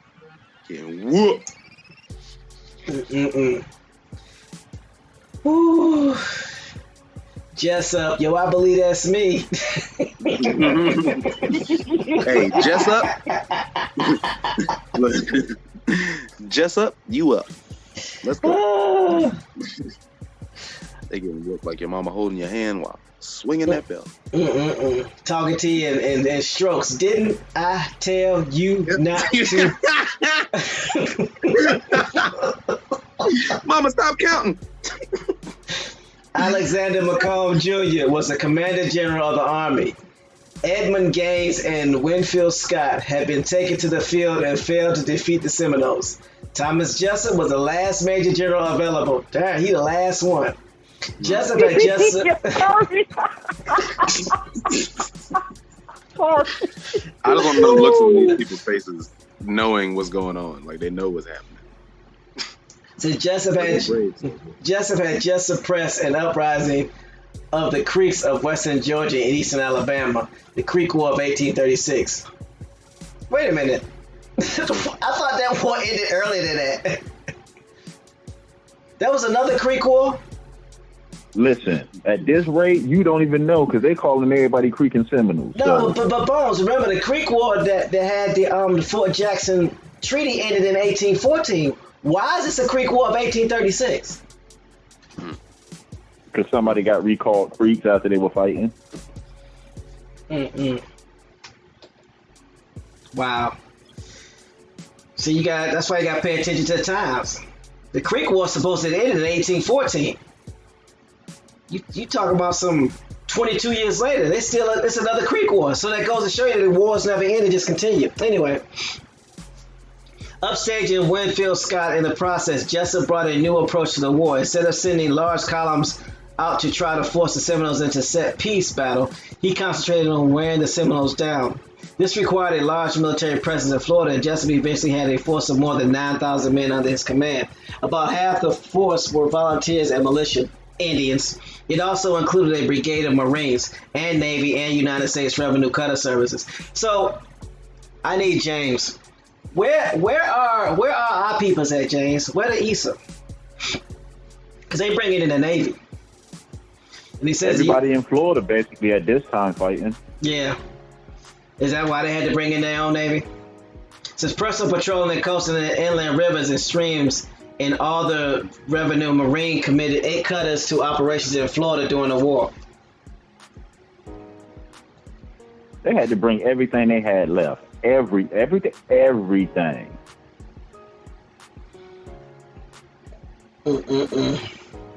Navy and Revenue Marine both worked with the Army from the beginning of the war. Navy ships and revenue cutters ferried men and supplies to Army posts that patrolled the Florida coast to gather information on and intercept Seminoles and block smuggling of arms and supplies to the Seminoles. Sailors and Marines helped many Army forces that were short of manpower. Sailors, Marines, and the cuttermen of the Revenue Marine participated in expeditions into the interior of Florida, both by boat and on land. Against those numbers, the Seminole had started the war with about 900 and 1,400 warriors, and with no means of recovering their losses. Wow.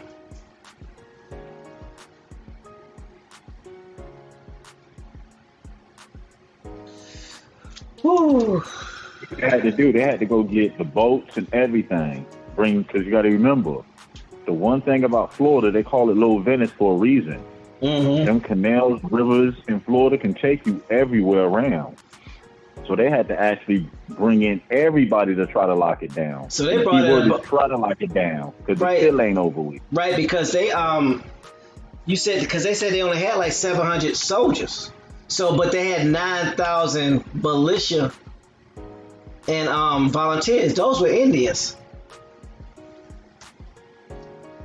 Okay, Doodle Vision says y'all loaded Seminoles onto ships and transported them from the Caribbean to the Mesoamerica and back. Okay, so we was helping them with the escape. We were the transportation. We were the water taxi. We were the water cab, y'all. Why else would they have to bring in the Navy? Mm-hmm. You don't bring the Navy in unless the other side has a Navy as well. Exactly. January 1837 saw a change in the war, and various actions of number of Seminoles and black Seminoles were killed or captured. At the Battle of Lusty, the Marine Brigade captured between 30 and 40 Seminoles and blacks, mainly women and children, along the 100-pack ponies and 1,400 head of cattle. That don't sound right. You captured women and children. So where were the men?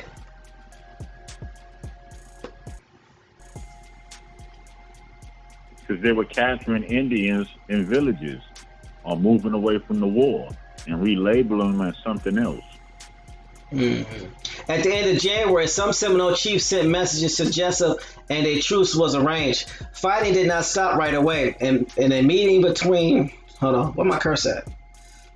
And a meeting between Jessup and the chiefs did not occur until near the end of February. In March, a capitulation was signed by a number of chiefs, including the Canopy, stipulating that the Seminoles could be accompanied by their allies and their Negroes, their bona fide property, in their relocation to the West. Really? With the horses and the guns? Come on, man. Stop falling for the banana in the tailpipe. Even as Seminoles began to come into the army camps to await transportation west, slave catchers were claiming blacks living with Seminoles. As the Seminoles had no written records of ownership, they generally lost in disputes over ownership. Other whites were trying to have Seminoles arrested for alleged crimes or debts. All of this made the Seminoles suspicious of promises made by Jessup. On the other hand, it was noted that many of the warriors coming into transportation camps had not brought their families and seemed mainly to be interested in collecting supplies. By the end of May, many chiefs, including McCanopy, had surrendered. Two important leaders, Osceola and Sam Jones, had not surrendered. However, and were known to be vehemently opposed to relocation. On June 2nd, these two leaders, with about 200 followers, entered a poorly guarded holding camp at Fort Brooke, laid away. Hold on.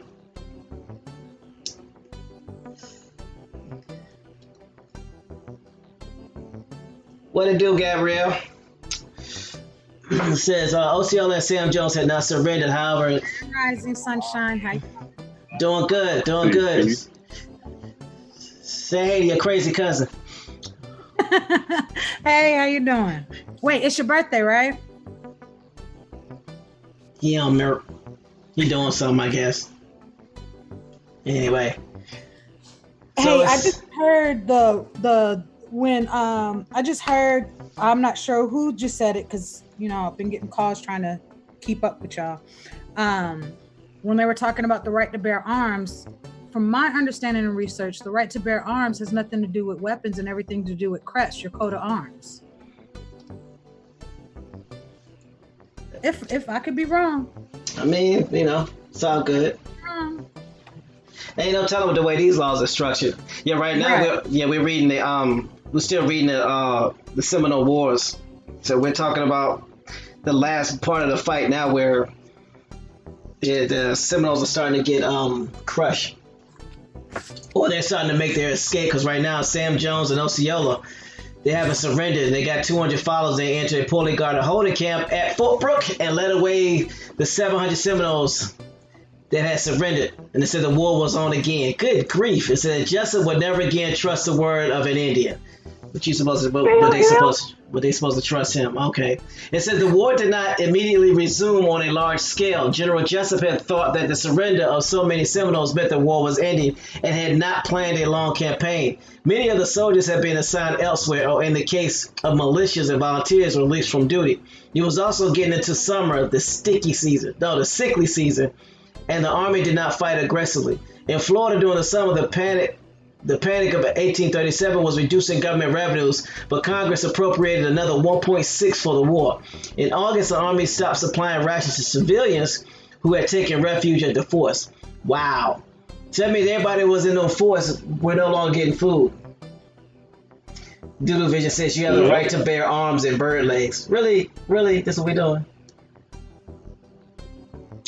Go ahead, Bones, what you about to say? Oh, nothing. So it says, captures and false flags. Jessup did keep pressure on the Seminoles by sending small units into field. Many of the blacks with the Seminoles began turning themselves in after a couple of swings in policy and dealing with fugitive slaves. Jessup ended up sending most of them west to join the Seminoles that were already in Indian territory. On September 10, 1837, the army and militia captured a band of Miccosukes, including King Philip, one of the most important chiefs in Florida. Really?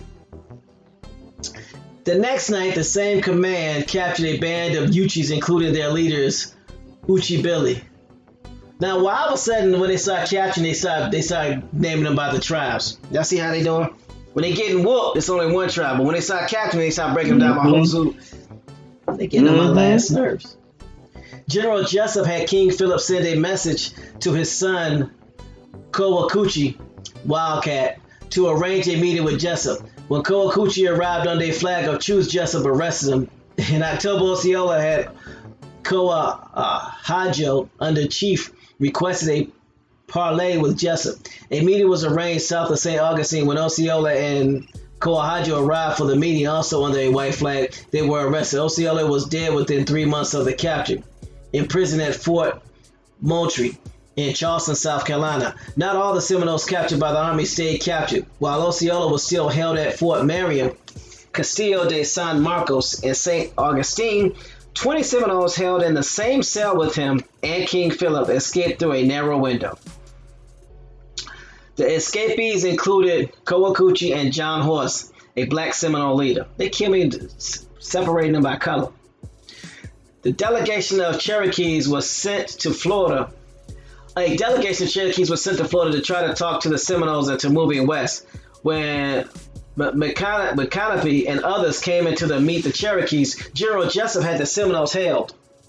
John Ross, the head of the Cherokee delegation, the first leader or the first chief of the Cherokee, mind you, protested, but to no avail. Jessup replied with he told the Cherokees that no Seminole would come, and with no Seminole who came in would be allowed to return home.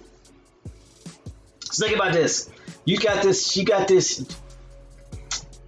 chief, John Ross, who was the first chief of the Cherokee according to their history, and he's coming in trying to talk to the Seminoles. Something don't seem right about that discussion or how that was written. Maybe that's me.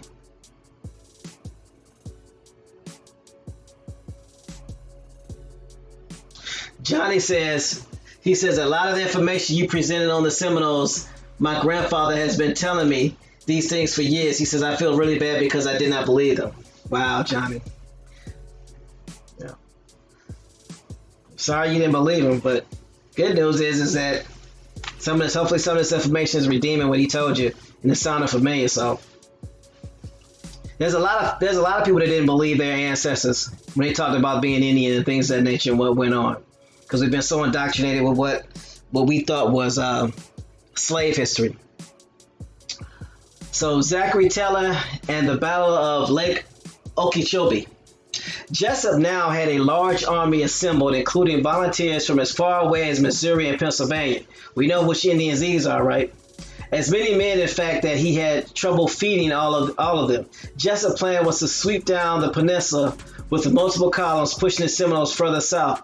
General Joseph Maria Hernandez laid a column down to the east coast. General Eustis took this column up the St. Johns River southward. Colonel Zachary Taylor led a column from Fort Brooke into the middle of the state and then southward between Kissimmee River and the Peace River.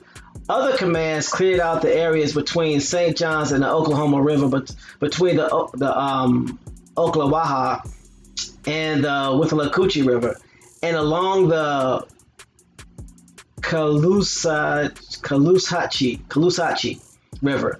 A joint Army-Navy unit patrolled the lower east coast of Florida. Other troops patrolled the northern part of the territory to protect against Seminole raids.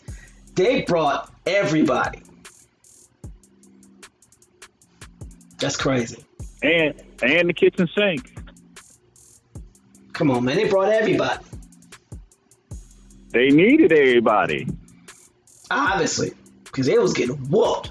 Colonel Taylor saw the first major action of the campaign, leaving Fort Gardner on the upper Kissimmee with 1,000 men on December 19th. Taylor headed towards Lake Okeechobee. In the first 2 days out, 90 Seminoles surrendered.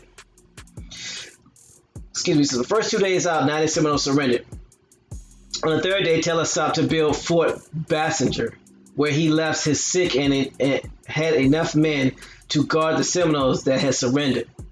Think about this. Do you know what a fort has to look like and be like for them to build it? So you just gonna stop in the middle of fighting and build a fort, or somebody building that fort for you? Could it be possibly some of the Natchez? All these other Indians, all these other Indians that you turned into indentured servants or slaves from prior wars. The Seminoles, led by Alligator Sam Jones and recently escaped Coacucci, were well positioned in a hammock surrounded by sawgrass. The ground was thick mud and sawgrass easy cuts and burns the skin. Taylor had about 800 men, while the Seminoles numbered less than 400. Taylor sent the Missouri volunteers in first. Colonel Richard Gentry, 3 other officers, and more than 20 enlisted men were killed before the volunteers retreated. Next in were 200 soldiers and the 6th Infantry, who lost 4 officers and surrendered, nearly 40% casualties before they were withdrew. Good night. Then it was the turn of the 4th Infantry. Golly. This time the troops were able to drive the Seminoles from the hammock and towards the lake. Taylor then attacked their flank with his reverses, but the Seminoles were able to escape across the lake. Only about a dozen Seminoles had been killed in the battle. Nevertheless, the Battle of Lake Okeechobee was hailed as a great victory for Taylor and the army. How is that when y'all lost like 4 battalions? Or 4... Whoever writes the history. They still got a general, so that was a success. You're like, what, he survived? Yeah, he did. Oh, all right. Well, successful mission. The Battle of Loxahatchee.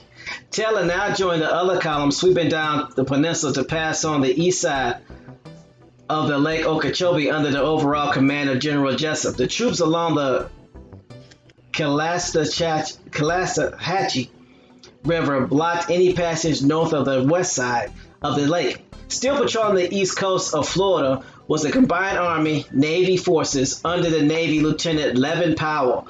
On January 15th, Powell, in the Battle of Jupiter Inlet, led 80 men towards a Seminole camp, only to find themselves outnumbered by Seminoles. I'm sorry, I couldn't help it. Surprise! Gotcha. They're more like medic. A charge against the Seminoles was unsuccessful, but the troops made it back to their boats after losing 4 dead and 22 wounded. The party's retreat was covered by Army Lieutenant Joseph E. Johnson. At the end of January, Jessup's troops caught up with a large body of Seminoles to the east of Lake Okeechobee. The Seminoles were originally positioned in a hammock, but cannon and rocket fire drove them back across the wide stream, the Loxahatchee River, where they made another stand. The Seminoles eventually just faded away, having caused more casualties than they received at the Battle of Loxahatchee. Was over. Man, can you say mollywop? See why the Florida laws are like that? To get them to get the remnant of our ancestors, our brothers and sisters that were down there in Florida who was not going to give up. That took a lot of us in when we had some place to go to make our last stand. Same thing with Texas. Look at them laws. The fighting now died down. In February 1838, Seminole chiefs Tuskegee and Halikhajo approached Jessup with the proposition that they would stop fighting if they were allowed to stay south of Lake Okeechobee. Jessup favored the idea, foreseeing a long struggle to capture the remaining Seminoles in the Everglades, and calculated the Seminoles would be easier to round up later when the land was actually needed by white settlers. However, Jessup had to write to Washington for approval. The chiefs and their followers camped near the army while awaiting the reply, and there was a considerable fraternizing between the two camps. Secretary of War Joel Roberts Poinsett rejected the arrangement, however, and instructed Jessup to continue his campaign. Upon receiving Poinsett's response, Jessup summoned the chiefs to his camps, but they refused his invitation. Unwilling to let 500 Seminoles return to the swamp, Jessup set a force to detain them. The Seminoles offered very little resistance, perhaps seeing little reason to continue fighting. Loxahatchee River Battle Park preserves an area of the fighting. Memorials are also located in Jonathan Dickinson State Park. Jessup steps down. Zachary Taylor takes command. Jessup asks to be relieved of his command. As summer approached in 1838, the number of troops in Florida dwindled to about 2,300. In April, Jessup was informed that he should return to his position as Quartermaster General of the Army. In May, Zachary Taylor, now general, assumed command of the Army forces in Florida with reduced forces in Florida. Taylor concentrated on keeping the Seminole out of northern Florida so that settlers could return to their homes. The Seminole were still capable of reaching far north. In July, they were thought responsible for the deaths of the family in the Santa Fe River, another near Tallahassee, as well as 2 families in Georgia. The fighting died down during the summer as the soldiers were pulled back to the coast. The Seminole concentrated on growing their crops and gathering supplies for fall and winter. Good grief. And where did the settlers stay in Florida? Where were they setting up at? Tallahassee. North Florida, huh? Mm-hmm. South Florida has a large population of what? Your largest population of your so-called African Americans? Taylor's plan was to build small posts at frequently intervals across northern Florida connected by wagon roads to use larger units to search designated areas. This was expensive, but Congress continued to appropriate the necessary funds. In October 1838, Taylor relocated the last of the Seminole living along the Apalachicola River to Indian Territory west of the Mississippi River. Killings in the Tallahassee area caused Taylor to pull troops out of southern Florida to provide more protection in the north. The winter season was fairly quiet. The Army killed only a few Seminoles and transported fewer than 200 in the west, to the west. 9 U.S. troops were killed by the Seminole. Taylor reported in the spring that 1839 spring of 1839 that his men had constructed 53 new posts and cut 848 miles of wagon roads.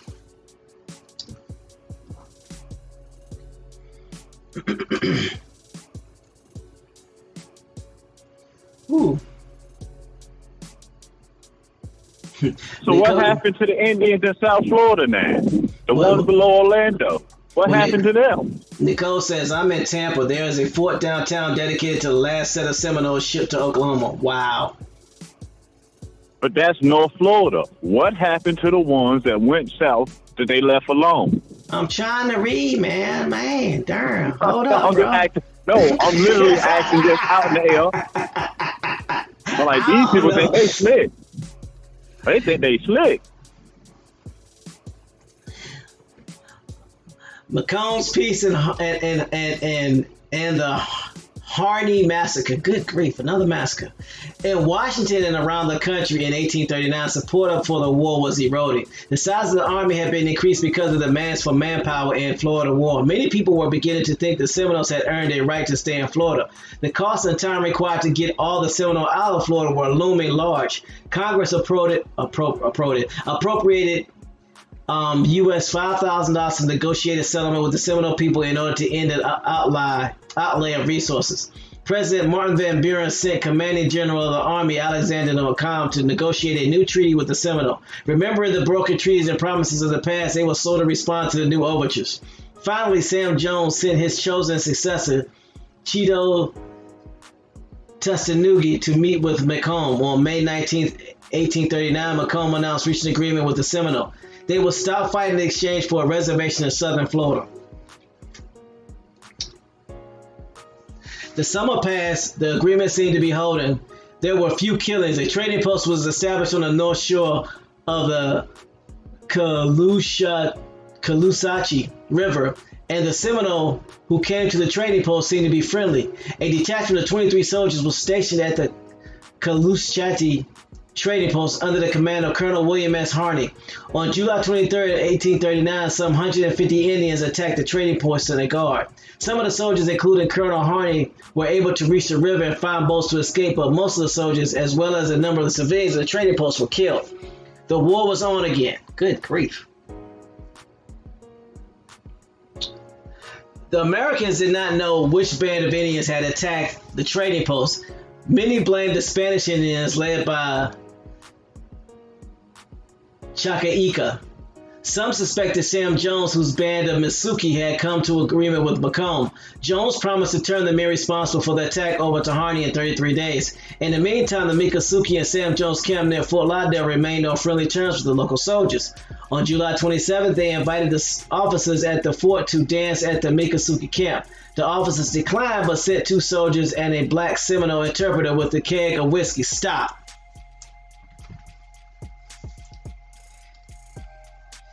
So at this time, still in 1839, they needed an interpreter. Does anybody find that strange?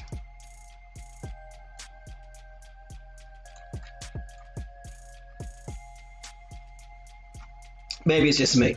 I don't know. Y'all don't find that strange? They needed an interpreter in 1839? A black Seminole interpreter. A black Seminole interpreter. Not just any Seminole interpreter, but a black one. Still trying to find out what that is.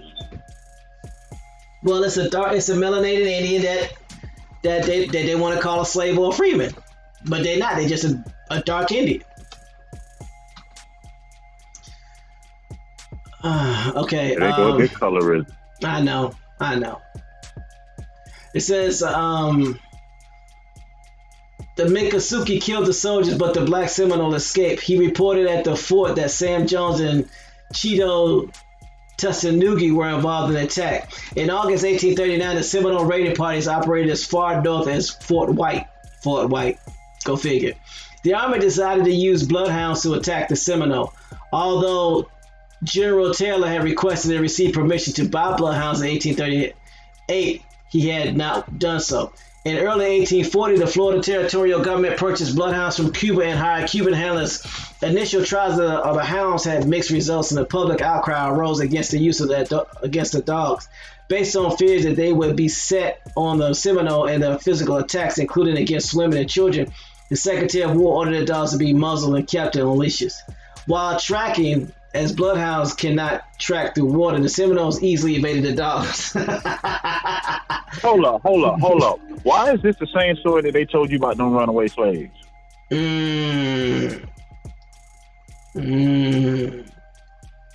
Wading in the water to get away from dog scents. I don't know. Overlay. Very much so. Where am I at? Woo. Where we at?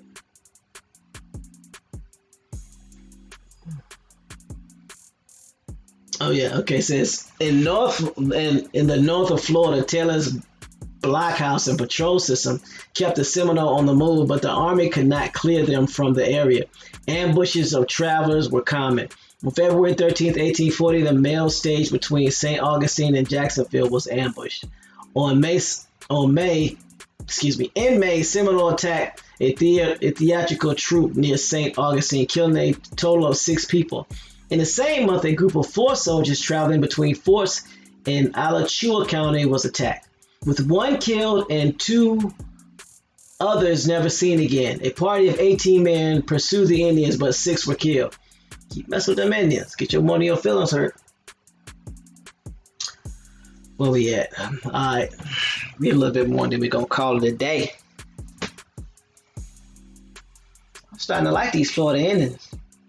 In May 1840, Zachary Taylor, having served longer than any preceding commander in the Florida War, was granted his request for a transfer. He was replaced by Brigadier General Walker Keith Armstead, who had earlier served him. Who had served in the Florida as the second commander to the General Jessup. Armstead began an offensive, sending out 100 soldiers at a time to search for Seminole and their camps for the first time. The Army campaigned in Florida during the summer, taking captives and destroying crops and buildings. The Seminole also were active in warfare, killing 14 soldiers during July. The Army worked to find the Seminole camps, burn their fields and stores of food, and drive off their livestock, including their horses. Armstead planned to turn over the defense of Florida north of Fort Killing to the militia and volunteers, aka Indians. He wanted to use Army regulars to confine the Seminoles to the south of Fort King and pursue them within the territory. The Army destroyed camps and fields across central Florida, a total of 500 acres. 500 acres of Seminole crops by the middle of the summer. General Armstead became estranged from the territorial government, although he needed 1,500 militiamen, aka Indians, from the territory to defend the area north of Fort King. To bolster the effort south of Fort King, the Army sent the 8th Infantry Regiment to Florida. The Army in Florida now included 10 companies of 2nd Dragon, 9 companies in 3rd Artillery, and the 1st, 2nd, 3rd, 6th, 7th, and 8th Infantry Regiments. Are you kidding me? Those are a lot of men. Next. Changes were also being made in southern Florida at Fort Bankhead on Key Biscayne. Colonel Harney instituted an intensive training program in swamp and jungle warfare for his men. The Navy took a larger role in the war, sending manned boats with sailors and Marines up rivers and streams and into the Everglades. And we're going to stop right there. Woo.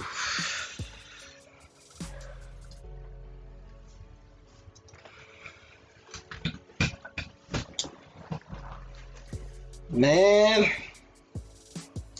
that's a lot, y'all. What's going on in the chat?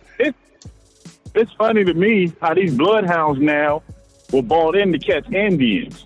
When the majority of our lives, they say they were brought in for slaves.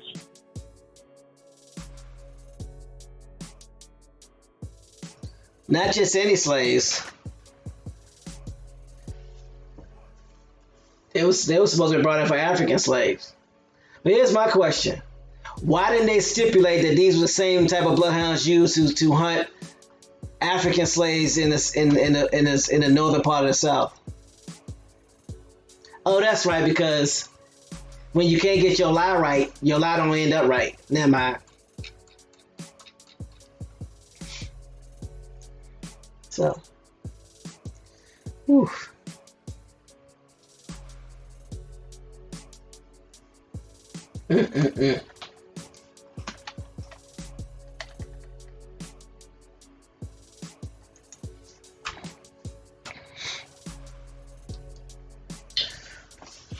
Oh man. But it's kind of funny, they still fighting with a bunch of Indians that's supposed to have been long gone. Mm-hmm. We're approaching 1850. This is in 1840s.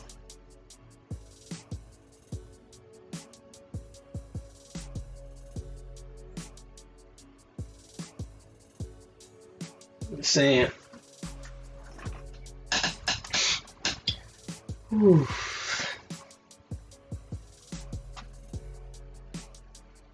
Give me a moment. I've been doing a lot of reading. That's my water. I don't have any with me right now. Never mind, I'll be all right.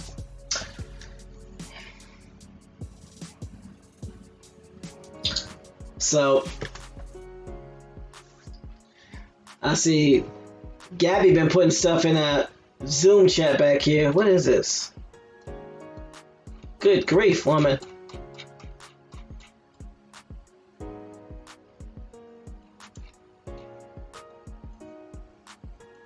Oh, for those of you who want to know the books that Gabrielle was reading from yesterday, I posted information in the forum. So www.autochthonsassembly.com/forum, and it's under general history. What? / community. Go to Moon said, "Where the slaves, bruh? They escaped on horseback with their guns." Yeah, those are dog backs, big dogs.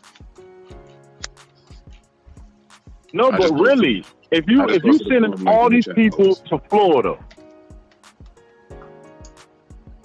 they got the Navy, they got every form of military that they had at the time in Florida. So who keeping everything else in check if you got millions of slaves over here at this time? Mm-hmm.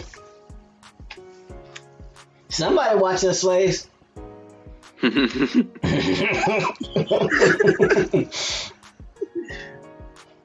ain't saying no sellout. Somebody.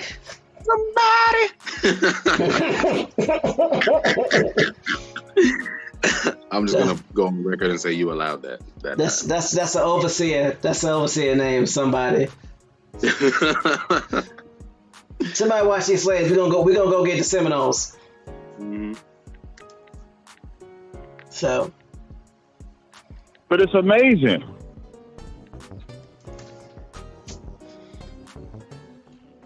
that they'll tell you that these Seminoles took in so-called runaway slaves, and the United States was mad at them for taking in runaway slaves. But at no time during not one negotiation have you ever heard these slaves were put up on the block as a negotiating piece. You never heard the United States negotiate to get them. You never heard the tribes negotiate to let them go.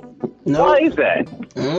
If these are foreigners, and this think about it, this much hoopla going on about some foreigners supposedly, you gonna keep a foreigner in your house at the cost of ruining your entire, not just your house, your entire community?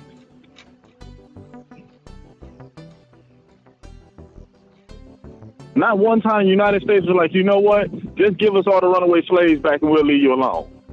Right. They getting whooped, man. Nathan just. I mean, they done been through L the alphabet when it came to generals. I think they on their third cycle.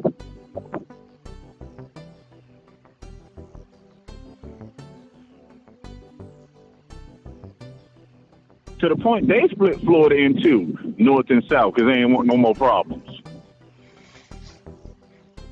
If you keep getting your butt whipped, I guess you would just strike a truce.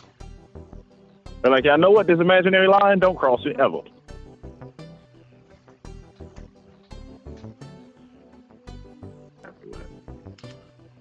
Man. I know, right? But just read about this war got me tired. This war leads up to the Civil War. That's crazy. Like literally. And also remember the Civil War, these same tribes turn right back around and fight for the South. And why would they fight for the South? Could it be because they are the South? I'm just saying. I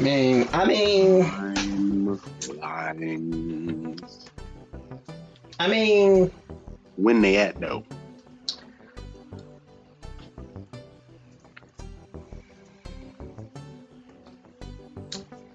So. And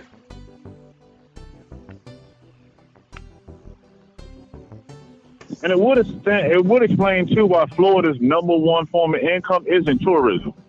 It's their institutional system.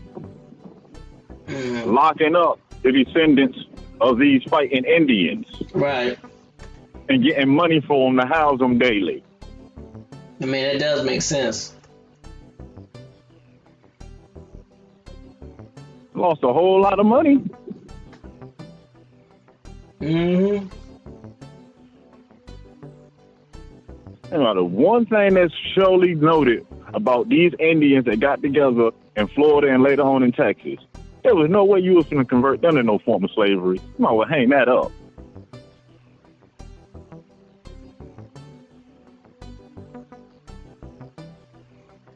Wow. Well, all right, good people. It's about that time. We let y'all get on y'all way. It's been a pleasure. Truly has.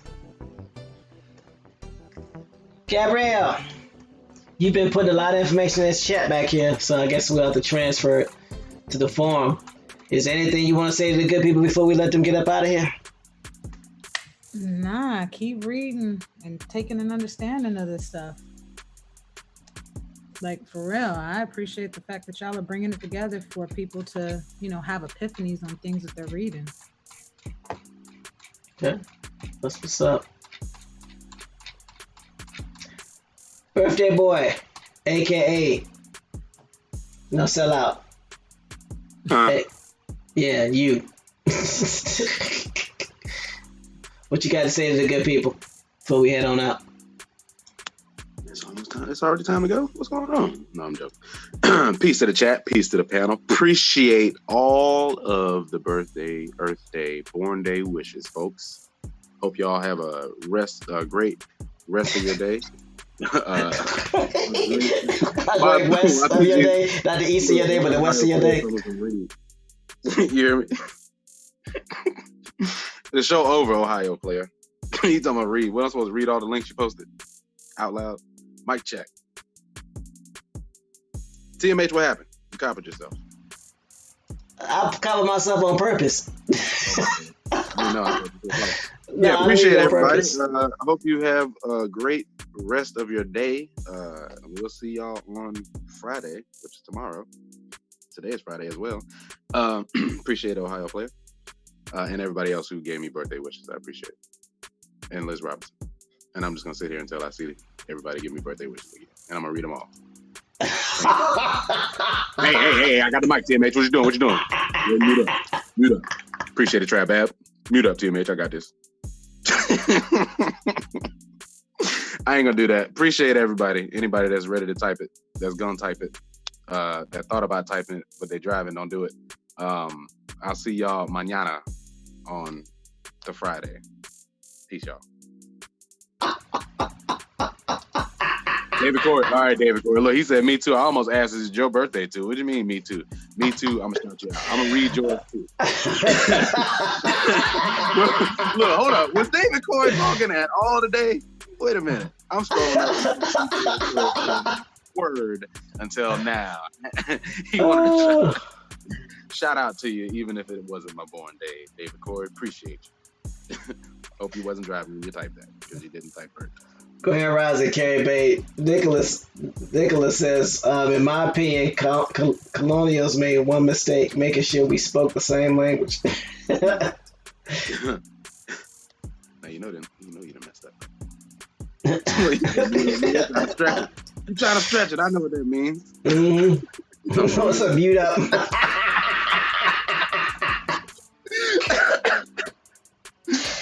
Oh man, this chat is good for making up words. I get to do this every day. All right, that's why every day is a Friday. I appreciate y'all. But yeah, we'll definitely see y'all tomorrow. Peace, y'all. All right. So, peace to the new subscribers. Peace to the silent majority. We definitely appreciate y'all. Peace to the best chat on planet Earth or in the cosmos, as Doodle Vision says. We definitely appreciate all that y'all do. Remember, everything that we do is help people do their genealogy and find out who they are so they know where to start. With that, I'm turning it over to Bones H. McCoy so he can do what he do before he take us up out of here. All right, I release the mic.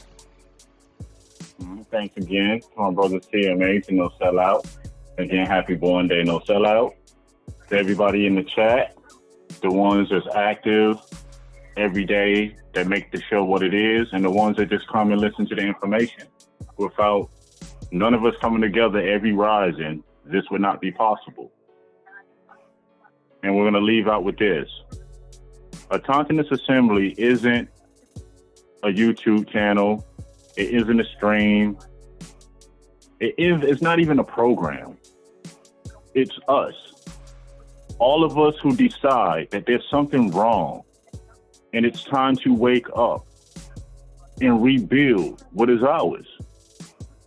It's all of us who months ago were strangers, who have come together to help each other with genealogy so we all can get further in our journey.